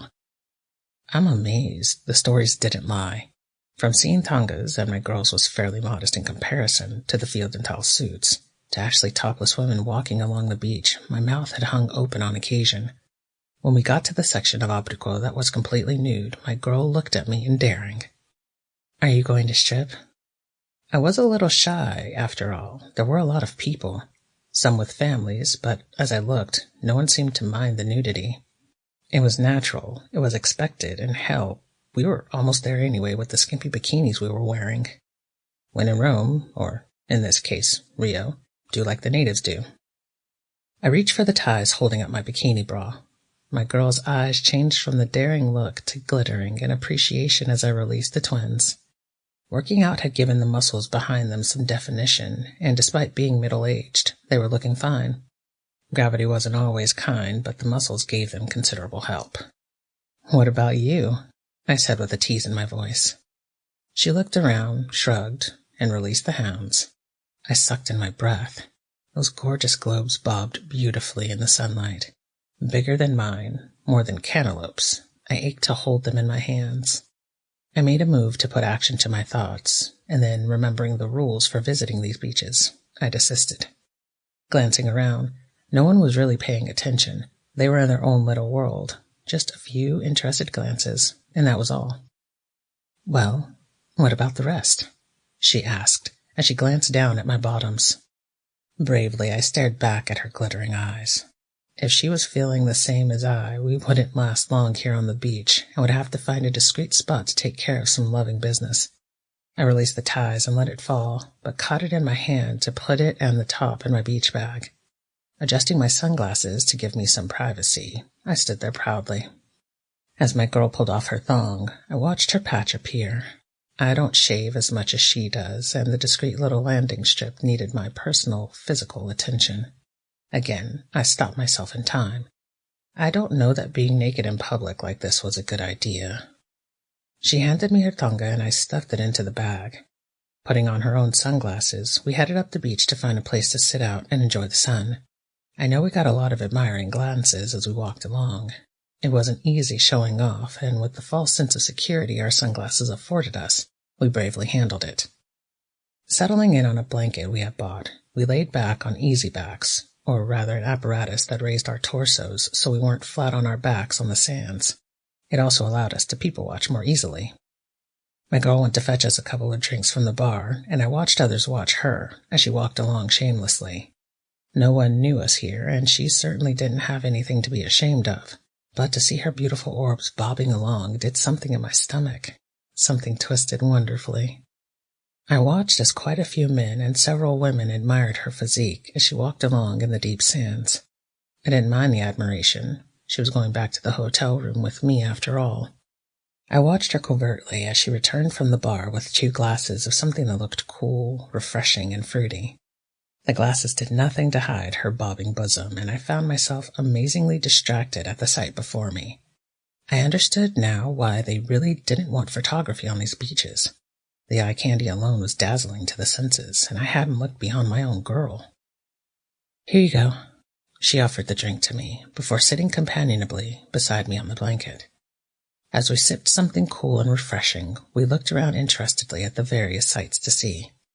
We could smell the clear ocean breeze that ruffled our hair. There was a smell of coconut oil in the air that lent a unique tropical smell, even though we already were in the tropics. We hadn't been the only ones taking a stroll to show off or to be seen. Breasts, penises, asses, and bellies could be seen in all their splendid glories, and some not so splendid. Although families and others were actually there to swim in the water in the nude, many more were there to take in the sun and get an all-over tan. I'm sure there were many with licentious thoughts such as mine. It surprised me, though, how many families there were. The kids, of course, had no shame at being naked, and seemed to relish the freedom from clothing as they sported on the beach, running, screaming, and laughing. Games were played with no shame, and why should they be? It was natural to them. Not all the bodies on the beach were perfect either. There were matronly women with stretch-marked, sagging bodies and no tone. There were guys with paunches and flabby breasts. Not appealing to me, of course, but the nicely packed guys who obviously worked out, I could enjoy their sculpted bodies. I could appreciate the human form in its various styles. Even a saggy grandma let it hang all out, and I saluted her ability to not care what people thought. The entire experience for me was enlightening. My morals and prudery were not going to be an issue here. We were all without clothing, all equal, nothing hidden, without all the hang-ups that society places on us. It was an eye-opening experience, in more than one way.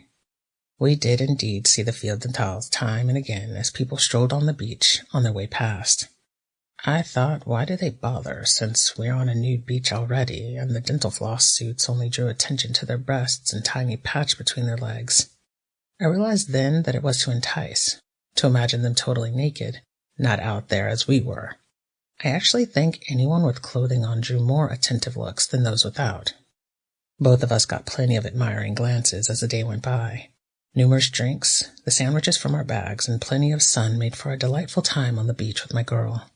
After a while, you didn't notice the nudity, or that's what I told myself as I saw impressive displays left and right. Admiring the firm young bodies, the older toned and sometimes surgically enhanced bodies was a great pastime. It led to some terrific conversations. "See that one?" she exclaimed out of the side of her mouth, as my girl pointed with her nose towards a particularly delicious body. We had agreed no jealousy over admiring others. This was a prime spot to admire others who were equally on display in all their glory. The exotic natives, the pasty tourist, it all blended here. I watched as people overcame their scruples to boldly strip and show off their splendor, daring themselves to put it all out there. I could be proud of the body that I had worked hard to achieve. I wasn't ashamed. And I was equally proud, if not more so, of my girl's lush figure, knowing we were exclusive, knowing what awaited us when we got back to our rooms. We could honestly enjoy the show before us, the bounty that God had given us. As the day waned and new eye candy came and went, I found myself becoming aroused. My girl was beside me, dozing, totally nude, totally hot and sexy, and before me was a feast for the eyes that I could only enjoy but never taste. I began to eagerly look forward to the time we would be meeting the car from the hotel. Glancing at my phone to see the time, I saw it had become close to when we should head back. Gently I nudged my girl and said, "Hey, baby, we should be heading to where we agreed to meet the car. We don't want to be late." I didn't want to be late. I wanted it to hurry us through the streets of Rio to our hotel room. I didn't want to bother to dress even. It would be a waste of time that was better spent loving each other. The heat of the sun, the sweat of oily bodies, the fruity and intoxicating drinks, the beautifully sexy and lush figure of my girl lying next to me. Somehow, it was all affecting me, and I needed to take care of that driving need. Knowing my propensity for being early, my girl murmured sleepily, "We have time." I wanted to sigh loudly. I wanted to get one more drink before we go, I used as a feeble excuse. Yeah? Give me one too, she said, so she could catch some more Z's in the sun. A dedicated sun worshipper, she could have laid there for days. I looked at her annoyed. After all this time together, she should know. There should be some psychic connection that she read my mind. She should sense that I was in heat, that I was desperately aroused by her and the sights we had seen all day.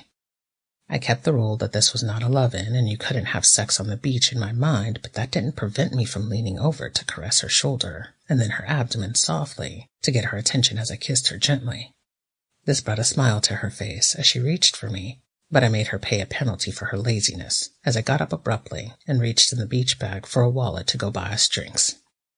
She had bought the many drinks we had consumed during the day, and while I enjoyed watching her naked body walk across the sands, it was a whole different thing for me to do it myself. Thank God for dark sunglasses. Why is it we feel like people can't see us as we see them behind the lenses? I self-consciously walked towards the little hut that served as a bar to the tourists, and I realized I had forgotten the rule about bringing a towel to sit on the bar chairs. So I stood there as I ordered 2 of the same drinks we had been consuming all day, a fruity concoction that made its way straight to my crotch in a delicious sort of way as I sipped through my straw. Carefully, I walked back with the 2 drinks. I didn't want to trip over any naked outstretched limbs or kids playing exuberantly on the late-day beach. I handed my girl her drink and stretched. It was natural. It was necessary, as anyone who had lain on a beach for hours will know. Your muscles need a good stretch. I didn't think about the fact that I was naked as a jaybird, that I was showing off more than I intended, putting myself on display. But you know what? I don't think anyone minded. Finally, we were helping each other put on our suits, such as they were, to return to the car. I was right. The drink had gone right to my crotch, and by the tilt of my girl's head as she kept glancing at me, I could tell she was looking despite her sunglasses. I suspected she was having the same problem as I. The car was right on time, and I've never been so glad to see anyone as I was that driver. As we got in the back seat with the beach bag, I felt a hand on my ass and whipped around indignantly before realizing it was my girl's. That touch told me so much as she squeezed lightly. The drive was ever so long, and both of us ever so horny. Heated glances turned to light, chaste caresses. We could make out discreetly in the back seat, but when that began to turn to more, and the driver nearly rear-ended someone, we stopped with a mutual unashamed grin. I could clearly see my girl's nipples through the top of her tonga. I couldn't wait to touch those orbs. They were exclusively mine to do with as I wanted, and I was anticipating that moment when we were alone. I threw a tip at the driver as he pulled up in front of our hotel, and we walked rapidly inside and across the lobby. We had pulled on shorts, but not a t-shirt, and the admiring glances were also intermixed with disapproving stares as we hurried to the bank of elevators and pushed the buttons. The elevator man's eyes nearly popped out of his head as he greeted us and asked what floor. Exchanging heated glances, we could at least hold hands on the way up to our rooms. The damn key card in the lock didn't turn the light immediately green, and I pushed it in twice more before my amused girl took it from my nearly shaking hand to turn it around and open the door on the first try. The door was barely slammed before I pushed her against the wall and kissed her passionately. Fumbling, we soon had our tops ripped off, our sunglasses thrown over shoulders. Peeling off shorts, we took the bikinis off at the same time and kicked off our sandals. Racing naked through our suite of rooms, I couldn't help but admire the way my girl's orbs and globes bobbed. I hurried to catch up and catch her in my arms. As her chest heaved against mine, I kissed her deeply and passionately, showing her exactly how much I wanted her, desired her. We barely made it into the luxurious shower, and washing, that was a new agony, a torment I have to heartily endorse to anyone who understands the beauty of foreplay. Delicious soap-suds from hair hastily washed streaming down tanned and toned bodies, water droplets that ached to have a tongue following them. Yes, I was in agony, torment, but it was such a delight to have this body against mine in the shower. I didn't mind, and I eagerly anticipated what we both knew would follow. Carefully, I dried her delicious little body, the one that had tormented me in its tonga and out of it. The woman who had pointed out glorious bodies all day long, and as if I didn't know, had become as aroused as I at the feast before our eyes. As she dried my body just as carefully, prolonging this accidental, on-purpose foreplay, I could see how big the pupils in her dark eyes had become. They were totally dilated.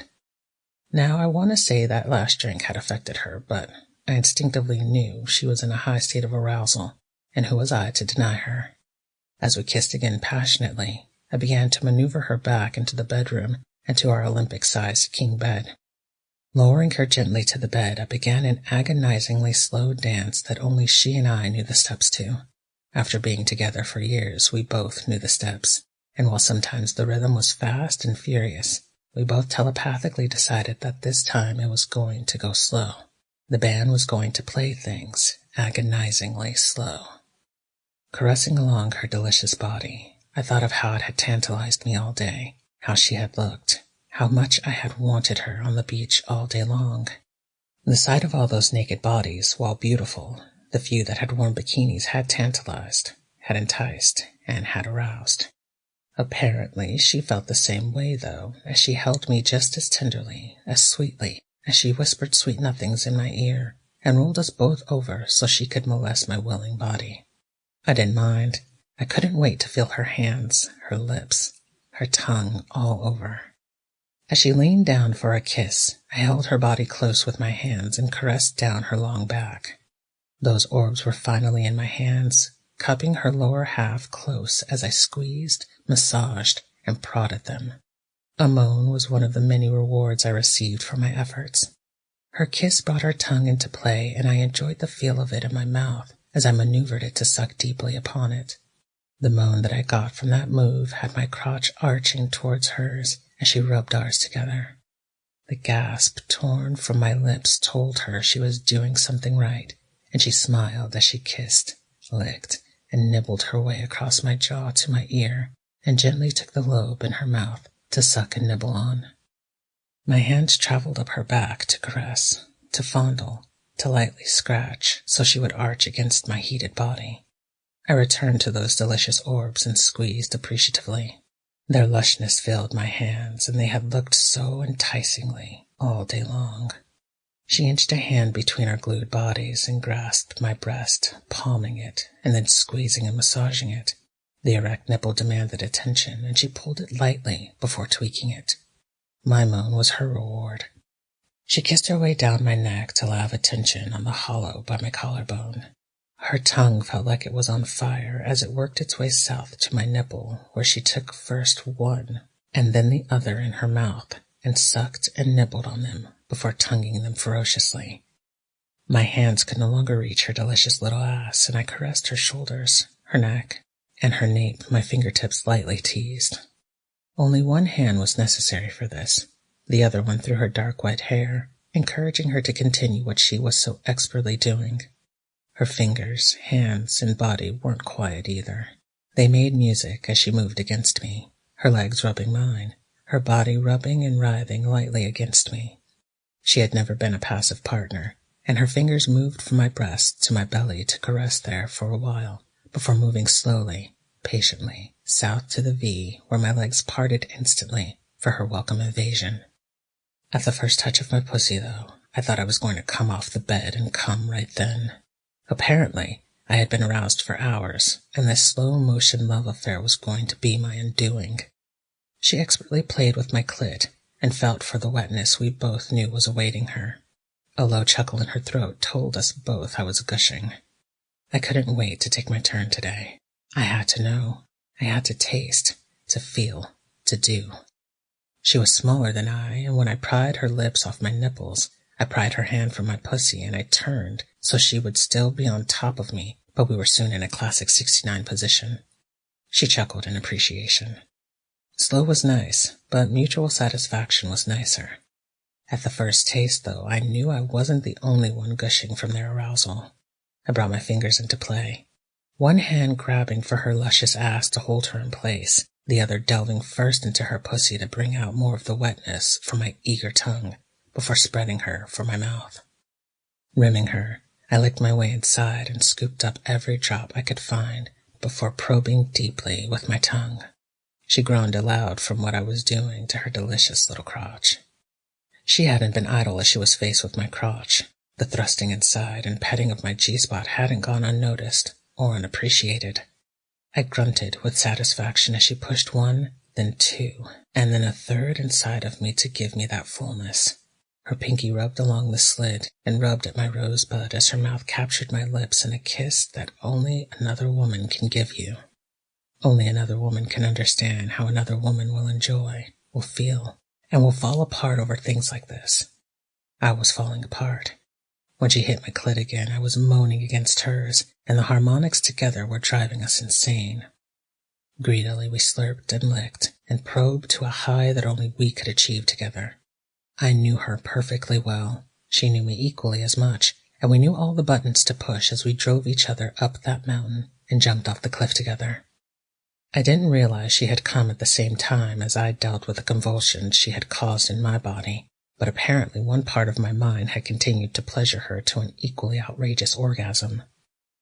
As I lay there panting, soothing her ravished pussy with my mouth and tongue and sucking up all of her juices joyfully, I thought about our adventures and realized how lucky we were to have found each other, how wonderful this truly was. What a great invention the bikini really was. Dangerous, but it had led me to this wonderful woman I was enraptured with. The end. Bikinis are dangerous. 5. I met my future bikini, girlfriend, on the beach.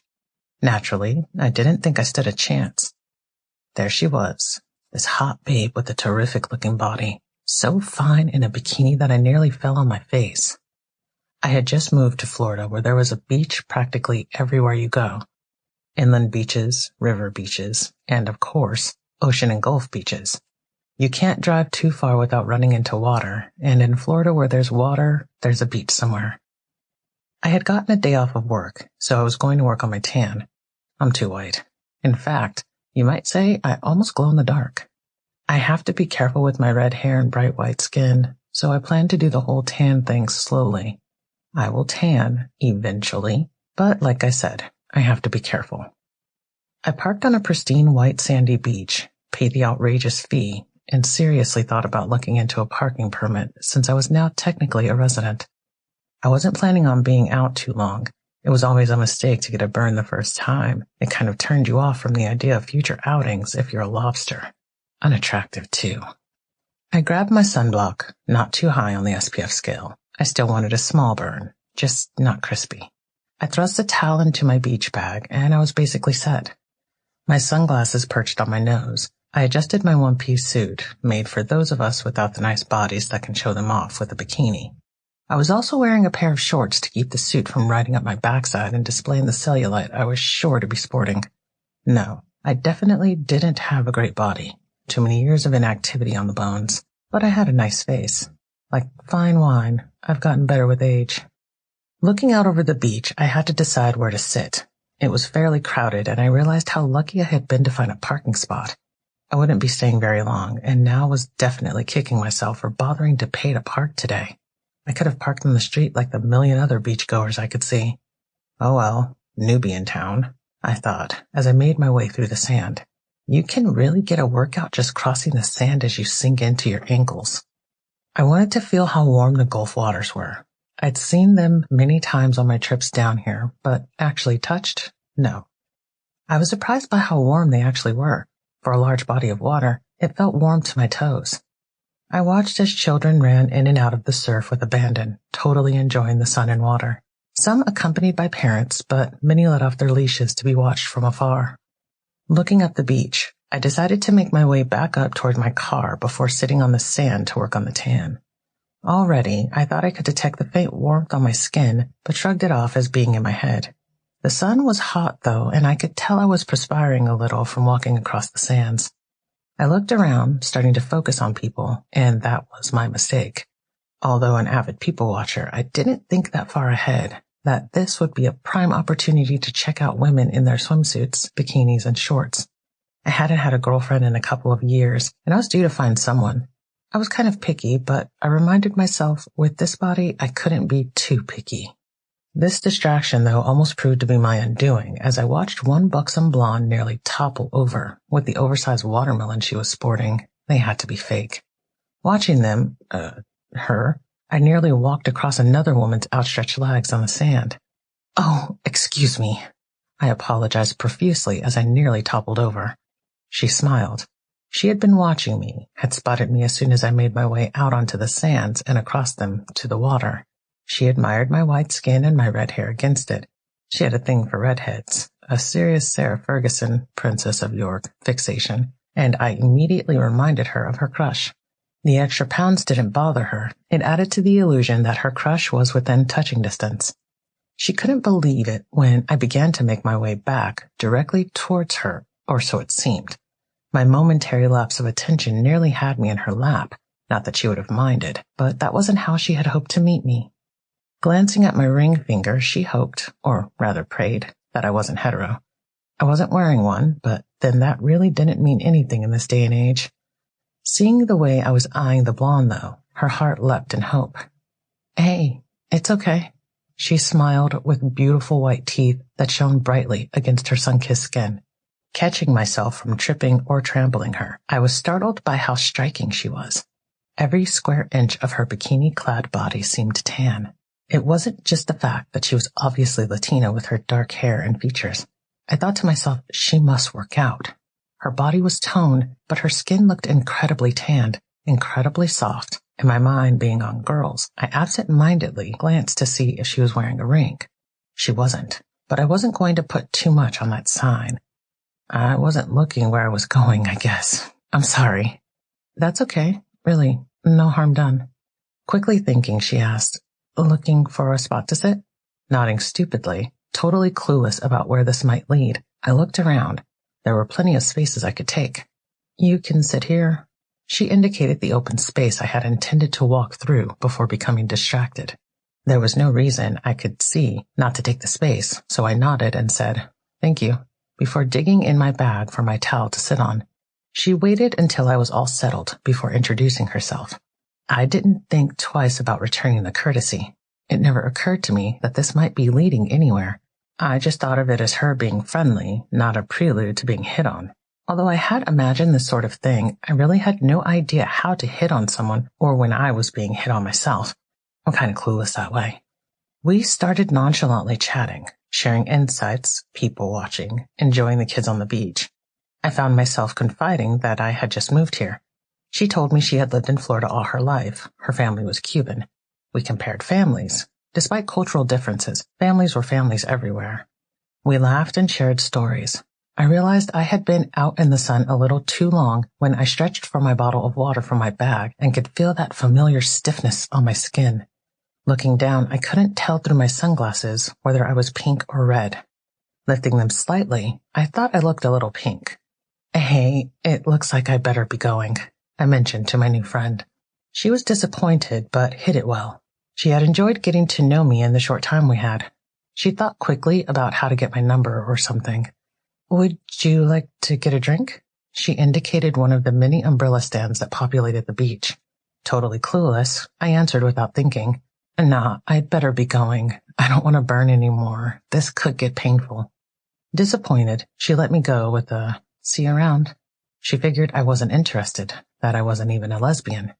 Dummy me. I left and returned to my car, totally without realizing I had delayed my future lover, my relationship, my happily ever after, by leaving too soon from the beach. Living in a new location with a new job, I decided I needed a new attitude, a new hairstyle, a new me. Since I worked pretty much 9 to 5, I had my evenings free. Not much of a television watcher, I decided to put those hours to use in a useful endeavor. I joined a gym. Not just any gym, though. This one promised cardio workouts, dance classes for fitness, and an almost all-girls membership. Nobody wants men gawking when they're sweating and working out. I wasn't going because I wanted a man. I was going because, secretly, I hoped to figure out this whole girl-girl relationship thing and meet someone, maybe. A good friend advised me that it was all in the look. I had no idea what the look was, and when I practiced on her, she advised me to never do that again, unless I was on the way to the hospital or giving birth. Not a great thing for the ego when you're trying to figure out how to find a girl to date and eventually have sex with. You're probably thinking the obvious. I should have gone to a gay bar. But my experiences in gay bars had been traumatic. I may be big with broad shoulders and a bit of a middle-aged spread, but I don't look like a dyke. I'm not hardcore, and I like feminine women. There's nothing wrong with a woman who looks like that. It just isn't for me. The few times I had gone, I didn't leave it up to one horrible experience. I experienced it again and again, just for repetition's sake, and to get it slammed into my psyche that the bar scene I had happened upon had a lot of butch women. When I got hit on, even I knew I was being hit on. It wasn't anyone I was attracted to. Even I, the most naive lesbian that exists, knew I was being hit on, fresh meat and all. Those experiences, repeated for the learning experience, were not to be repeated again. I'm sure the lesbian bar scene in Florida might have been different, but I wasn't ready to throw myself to the wolves yet. The batteries on my toys weren't worn out, my toys weren't crying uncle, and I wasn't willing to admit defeat in finding Miss Right. So I was trying the subtle way of meeting women in an all-girls atmosphere. The gym had a lot of heterosexual women, I realized early on. There were a few obvious lesbians, some with tattoos and head shaved to prove they didn't care what people thought. While I appreciated the beauty of some of those women, some of them plain scared the hell out of me. I wasn't going to make the first move, since I didn't have a clue about making it anyway, and fortunately, I didn't have a clue about them making it either. Thank goodness for my naivete. Instead, I took my classes, worked my body for what it was worth, and began to get into shape, however slowly. Because of my work schedule, I was grateful the gym was open 24 hours. I could go anytime. The classes weren't available all the time, unfortunately, but one of the instructors had shown me the equipment and how to get the most out of it, and I was working towards being toned. I didn't want to bulk up. I already had shoulders built in like a football player. No need to add to that look. One of the nights, though, that I changed up my schedule, I thought I saw that girl from the beach. In fact, I was sure of it, but being shy, I made no effort to go over and say hello. Yeah, I know. Stupid move. If nothing else, I could have claimed to know someone in Florida outside of work. What I didn't know, she saw me too. She spotted the red hair immediately, noticed I had gotten it layered, and how attractive it was on me. I wasn't wearing my sunglasses, of course, and that made me look different too. At first, she thought I was someone else. Then, when she thought I had noticed her, she thought perhaps I didn't want her bothering me. She had gone back to the beach in the same exact place repeatedly, hoping to run into me again. I had gone to the beach a few times too, looking for her, hoping to talk with her again, to get to know her better, to make a friend. We must have just missed each other time and again. She had been thinking a lot about her Fergie look-alike. She had fantasized all sorts of scenarios where we met, fell into bed, and got our groove on. She also hoped vaguely to make a friend, a lover, someone to come home to, but those were minor compared to actually meeting and dating me. So we avoided each other, both not sure of the other's interest. She was unsure of whether or not I was gay or straight. I was clueless as to any signs that would tell me of her interest, if only I had known. Fate is a funny bitch, though. If you are meant to meet, you will. Our one meeting on the beach had caused our fates to be intertwined. We just didn't know it at the time. Our second meeting happened at the gym, of course, but neither one of us acted on it or acknowledged it. Fate was getting angry, and, after a full day's work, I wasn't in the mood to be messed with. Shopping angrily, I just wanted to get a few things from my empty fridge before getting home and making supper. Add in an angry Latina woman with a shopping cart who wasn't watching where she was going, she still claims it was my fault, and the crash was almost inevitable. "Geez, watch where you're going," we both said almost simultaneously, although I think her expletive started with an F. Looking up, we both realized who the other was almost instantly. Despite wearing a bikini top and cut-off jeans as regular clothes, I recognized her instantly. Actually, it was the lack of clothes that gave her away, the fantastic body that immediately clued me in. I don't think I would have recognized her had she been all dressed up then. "Oh, hi," she recovered first, looking at my conservative suit. She liked how clean I looked in it, a lot different from the swimsuited redhead on the beach or the sweaty one from the gym. Hi," I answered stupidly. I wasn't sure of the protocol, but I thought I recovered well. I deal with a lot of people in the course of a day and had to be pleasant to all of them despite their moods. I wasn't attracted to them, though. She figured what the hell and grinned. Haven't seen you at the beach in a while. I smiled, remembering how much I had enjoyed chatting with her that day. I've been there, I answered. Really? She looked me up and down appreciatively. You're not very tan.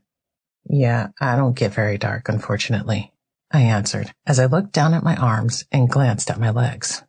Unfortunately? She asked. Yeah, maybe if I got darker, I wouldn't burn so easily, I responded with genuine regret in my voice. Did you burn that day? She asked, curious. Nodding, I made a fake wince to stress my point. Just one of the joys of having light skin. Your skin looks like porcelain, she complimented me. I thought that was an odd thing to say to another woman. I looked deep into her dark eyes. Something about her big brown eyes has always melted me, and this time I wasn't immune. I was struck momentarily mute, but before it could become embarrassing, I asked, Didn't I see you at the gym? Oh, the one over on 2nd? She said casually, but she knew. She knew what gym I meant. We both did. It was one of those inane conversations we both knew was spoken, just so we had something to say. But I answered, playing the game. Yeah, I go there now and then. She frowned, faking it. Yeah, I've been there occasionally. She didn't tell me she had been in a long dry spell and took her sexual frustration out on her body, toning it, almost sculpting it. We chatted a while, ignoring the glares of others who had to steer their carts around us as we conversed, both of us prolonging the conversation because we wanted to. Somehow, I'm still not sure how, she manipulated it so that we would meet up and work out together someday soon. I was very happy, looking forward to seeing her again, and to perhaps making a friend. On the other hand, she was a bundle of nerves after carefully engineering the conversation into a future meeting, almost a date. It was a start. She still couldn't read me, though. She was sure she needed to get her gaydar fixed. It certainly wasn't telling her something she really wanted to know about her Fergie. Casually, almost as if neither one of us had made the meeting, we began to work out together.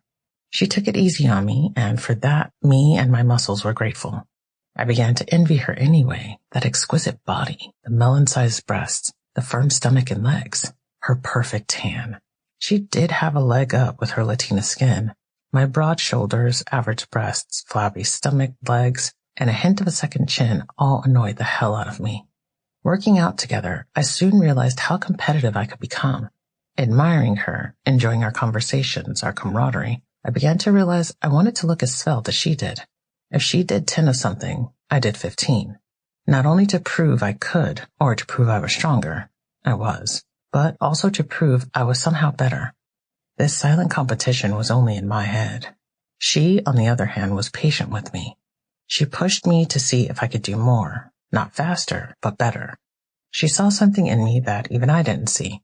The broad shoulders, the more than a handful of breasts, the butt that was becoming tight, the porcelain skin, all made her drool as it began to come together, as we worked it together. She longed to run her fingers through my hair. Despite hints, partial conversations, she couldn't bluntly ask if I was interested in women, and, more particularly, in her. Something held her back. Something made her afraid that if she was blunt, I would run off and she would lose what we had, what was becoming a very important friendship for her. We should go out, she commented after one particularly sweaty workout.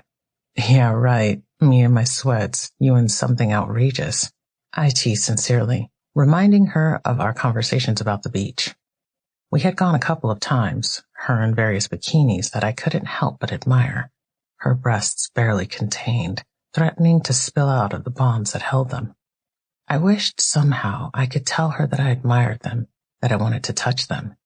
I blushed at my thoughts for my friend who had only been kind and generous to me, and here I was, lusting after her beautiful body. She wondered at my blush, but my response angered her. Why do you do that? Startled, I looked up. My hand froze with the towel that was wiping the sweat from my face. Do what? Why do you continually put yourself down like that? She began angrily, but controlled herself with an effort. Anyone who knows the Latina temperament knows what she had to put under wraps. You've been working out. You shouldn't be so self-conscious about your size. You're a big girl, but you're pretty. She softened her angry tone and continued, "Let's go out and party." I was surprised. My friend had never been this angry with me before. She had warned me about the Latina temperament, but I had never been on the receiving end of it. Although it wasn't full-blown, I sensed the passions that were below the surface of this kind woman. "I don't have anything to wear besides my suits," I began hesitantly, and at a look from her, I quickly amended what I had been about to say to continue with, "But I suppose I could go shopping. Shall we go out Friday after work?" Her demeanor changed immediately to one of hearty approval. "Friday it is." I had never really thought about what I would wear to go out in. I had all my conservative suits. I enjoyed looking professional, but that was like my uniform. I had never really bought something with the intention of looking sexy. I didn't think sexy could be pulled off, but for some reason, for this woman, I wanted to look sexy, be sexy, and perhaps surprise her a little.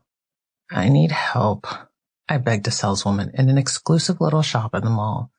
I never shopped in these, but thought perhaps they could help me more than going it alone. "I need to find something a little sexy." I knew with my red hair that the red on my cheeks as I blushed was unattractive. I was a little uncomfortable, but I was being brave. "What is your size?" she asked, eyeing me up expertly. The dreaded question. Whoever wants to be asked this question? When I answered the usual answer, the size I had been for years, she shook her head at me and I asked, "Why not? Don't you carry those sizes?" Now I was worried. They didn't carry large Oompa Loompa sizes? "Yes, of course we do, but I don't believe you're that size." "Is it possible you are a smaller size?" she said respectfully. I was puzzled. I had been the same size forever, and then it hit me. I had been working out. Maybe I was no longer an Oompa Loompa.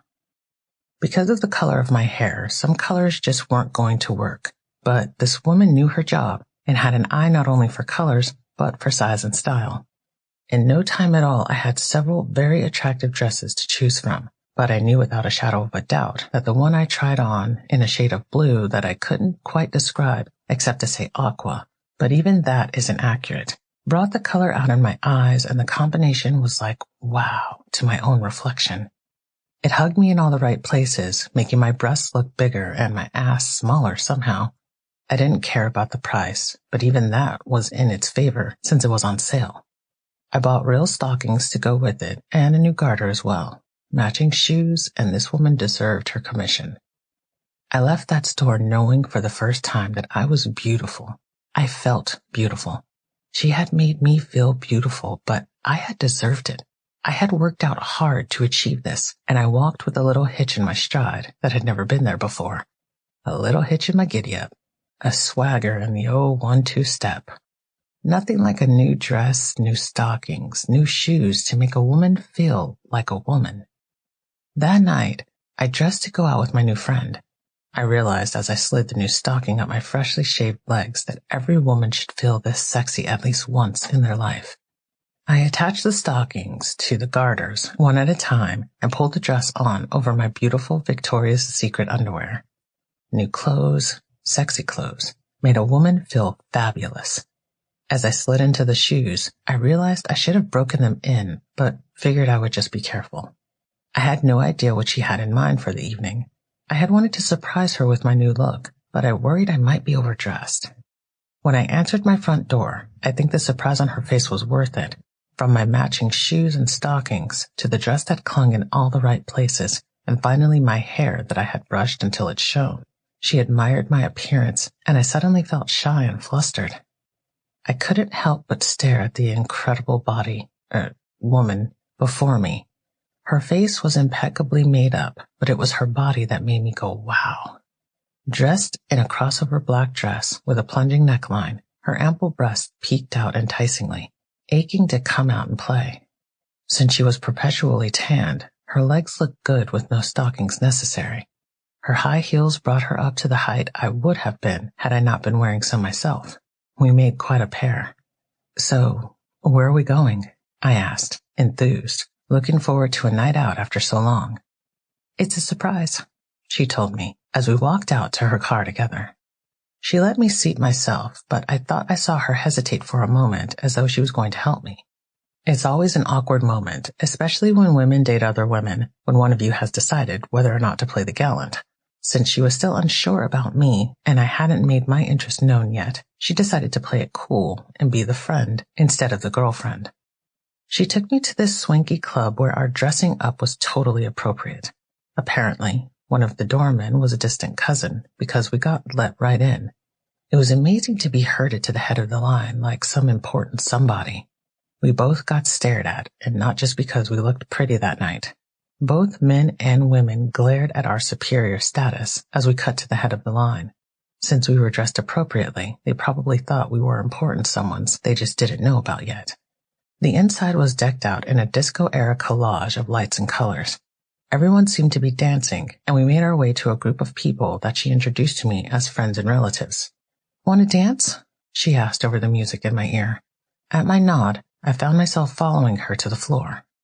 Several interested onlookers watched as we began to gyrate to the beat. I realized soon that I needed a drink or two to loosen up. I looked too stiff in my mind's eye. We danced and drank for hours. I really had a good time, and it looked like she did too. A few of her friends and cousins danced with us as well. One of them was amazingly good. He looked like a Cuban John Travolta. He had all the moves, and once I had consumed a few drinks, I relaxed enough to dance with him. Wow, if I were straight, I could have fallen in love with his athletic body. I couldn't help but look at the woman I was calling, at least in my head, my girl. Laughing and dancing with her and her friends was a riot. We had a lot of fun. I found myself looking at her and the sheen of sweat from our exertions on her delicious little body. As she drove me home in the early hours of the next day, we had literally danced the night away. I wanted to put my arm around her. I was hoping for a goodnight kiss, yet I felt too damn shy to instigate it. I was thrilled when she walked me to my door, and as I fumbled for the key, I turned and said, "I had a wonderful time tonight.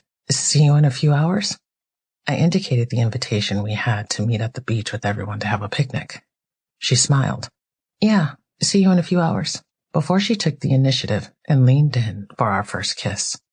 From the first time I had seen her bikini-clad body, to the workout she had tortured me with, to tonight, watching her dance and laugh and enjoy herself, I had wondered what tasting her would be like.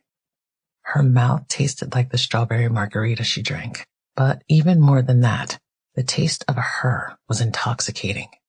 That one kiss must have lasted a good 5 minutes as we explored each other's mouths. Our hands held each other's heads and shoulders so each could enjoy the other fully. I never wanted it to end. Had I had my way, I would have pulled her inside and made love to her. I found out later she wanted to make sure that I was sure. As she pulled back, she smiled faintly into my eyes. We were both breathing hard from that incredible first kiss. The scent of her, from her perfume to that unique her scent, was enough to make me want her, throbbingly and insistently. I admitted something in my head I had been feeling for quite a while. I wanted this woman desperately. It wasn't something I hadn't known, of course, but it was like a neon sign going off in my head, loudly.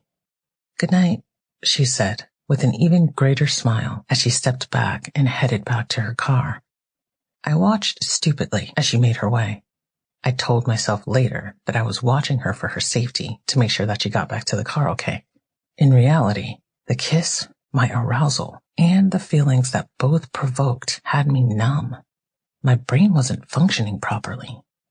I did note that she had a nice ass and her curves were all in the right place, so something was working somewhere. I found out later that that walk was the hardest thing she had ever done. She had wanted to push me into the apartment and make mad, passionate love to me. Instead, she decided to play it cool. She finally confirmed that I just might possibly be into women, and after this night, there was hope for an us. As I walked to our spot on the beach, I saw many of the others from the previous night. My one-piece swimsuit stood out like a sore thumb with all the bikini and Speedo-clad bodies. I consoled myself that I just wasn't quite ready for that much skin to be displayed. I spotted the one bikini-clad body I was looking for, though. She was laying out on a towel in a black bikini that screamed, "Lay on me." and with some mental difficulty, I kept myself from doing that. As it was, I was weak in the knees. Seeing that flesh that I wanted to caress, to lick, to kiss, to suck, was torture. She put her hand up to shade the sun from her sunglasses as I said, "Hello," in a shy voice. Smiling, she sat up, and I watched that amazing body which I was nearly drooling over. The way her skin fit those bones made me want to caress, to pet, to lick. Mentally shaking myself, I realized she had said hello as well. "I brought my fruit salad." I indicated the small cooler I was toting just to make conversation, to get me to stop thinking the thoughts I was. I wondered if she was regretting last night's kiss. I knew I wasn't. "Want to sit down?" She indicated a space that was clearly marked for someone. "I don't want to take someone's space," I began hesitantly. "I saved it for you," she interrupted with a smile. Joyfully, I sat down as I looked around at the group that had gathered. Already a game of frisbee was in action. Someone had set up a net for volleyball, and people were horseplaying around in and out of the water. We joined in the volleyball games later, and I was ever so grateful to my one-piece suit. So many of the girls were falling out of their bikinis, some deliberately, I was sure. I was a little distracted by the one in the striking black suit, and, after being hit in the head twice by the ball due to said distraction, sat out so I could watch her jump and run around. My interest didn't go unnoticed by her or her friends. She got teased on many scores, but they were all happy for her. They had heard about her crush for a while now, and seeing my obvious interest, they had high hopes for us. In the late afternoon, I reluctantly packed up my stuff. I thought perhaps I had gotten too much sun on my pale shoulders, and my girl offered to drive me home, but I had brought my car. "Would you care for a pizza at my place?" I offered instead. She delightedly accepted. As we sat in our swimsuits and shorts to wait for the pizza delivery guy, we chatted about anything and everything. I loved that about our friendship. We could talk about anything. Even over the pizza and beer we chatted. I could sense something more, though. This time was different. I could see her erect nipples through her bikini top. I had only to look down to see mine through my one piece. I felt wet between my legs, and I wondered if I was imagining that I could smell her arousal. Maybe it was just wishful thinking. "Want me to pop in a movie?" I offered after dinner, and she took me up on the offer as we sat on the couch to watch some comedy. It was a Sandra Bullock movie, and while it was a funny one, we were both more interested in each other. I could tell she was glancing at me as much as I was glancing at her. Digesting our pizza and beer, we were relaxed, and finally, I felt this was ridiculous. I was aroused. She was interested. We were both consenting adults, and the amount of skin exposed by her bikini was driving me crazy. I wanted to desperately plunge my fingers into the waistband of her bikini bottoms and find out her treasures. I finally turned to her, spoke her name, and waited the fraction of a second it took her to turn to me before I leaned in for a kiss. Afterwards, I felt I had unleashed some wild animal. She practically jumped me. I soon found out that her breasts were indeed real by the way they pushed insistently against me. That first kiss had her climbing on top of me on the couch. I didn't mind. I soon released those amazing orbs from their captivity, and they were spilling out into my face in no time. She moaned when I took first one and then the other reverently in my hands and caressed them. My mouth found her nipples and I tongued them fervently. Her moan drove me mad as I wanted it all and I wanted it right now. It had been so long, too long really, since I had been with someone, but I found that having taken my time with this woman, falling in love with her, yes, I was willing to admit that already, and making love to her was different, more worthwhile. Her animalistic attack was welcome and encouraged. She arched into me, pressing those melons into my face. I felt like I could suffocate with the size of them, but I managed to kiss and fondle and lick and suck them to her evident delight. Gently, I pinched them, hearing her suck in her breath and enjoy it. My hands easily took the scraps of cloth known as a bikini from her incredible body. I indulged in my earlier fantasy of plunging into her bikini bottoms and removing them along with her shorts. The couch wasn't a great place to make love to her, and I effortlessly scooped her smaller body up to carry her into my bedroom, where I put her down on the bed and looked at the naked offering. An incredible body to be sure, but her dark hair, sculpted cheekbones, and welcoming lips beckoned me. I couldn't wait to feel all of her beneath me. I remembered the feelings I had felt the first time I saw her in a bikini on the sands. The urge to lie on top of her and grind my own body against hers was there once again. I gave in to those urges.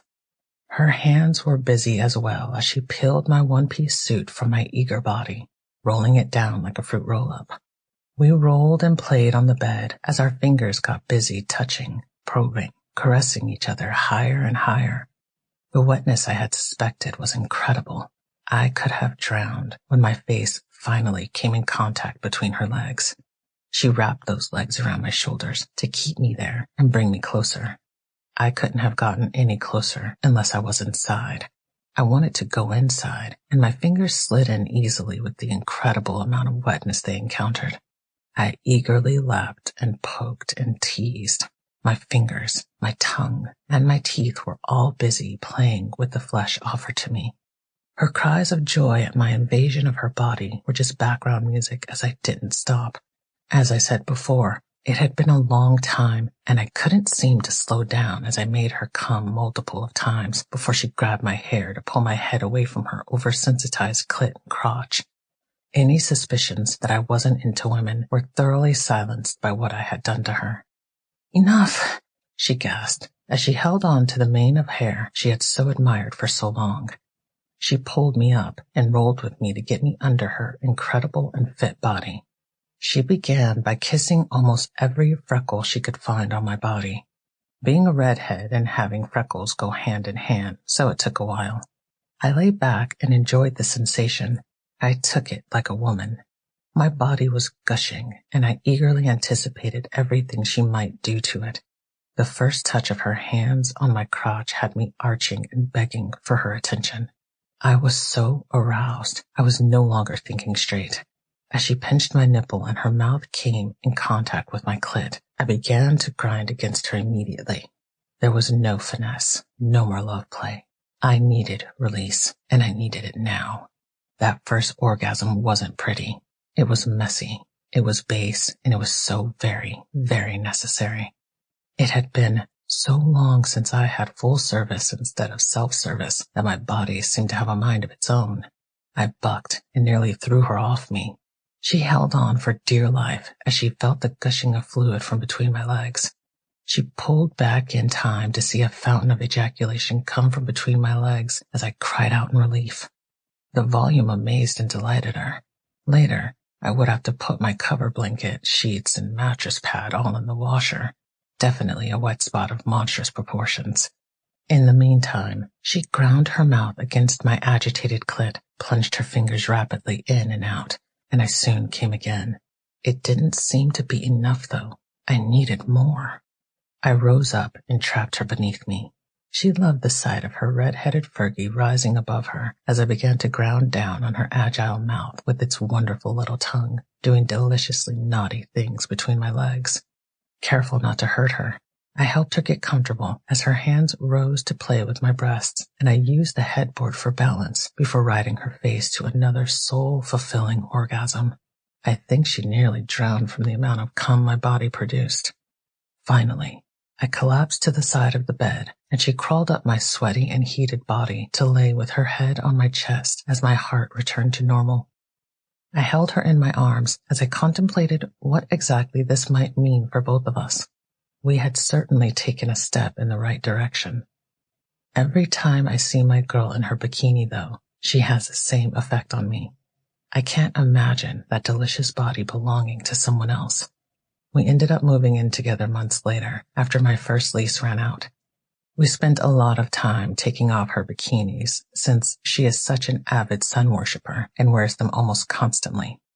It led to some very pleasant times, and I know she felt just putting one on created a problem. I couldn't seem to leave her alone when I saw her in one. Apparently, when I started wearing them, it was a problem too. In our household, bikinis are dangerous. The end. This is Desiree Holland. I hope you have enjoyed this production of Bikinis Are Dangerous, the complete series. Text copyright by K.Ann Meinel, in association with Shadow Publishing. If you have enjoyed this story, there are many more available at www.shadopublishing.com and www.kannemeinel.com. Audible hopes you have enjoyed this program.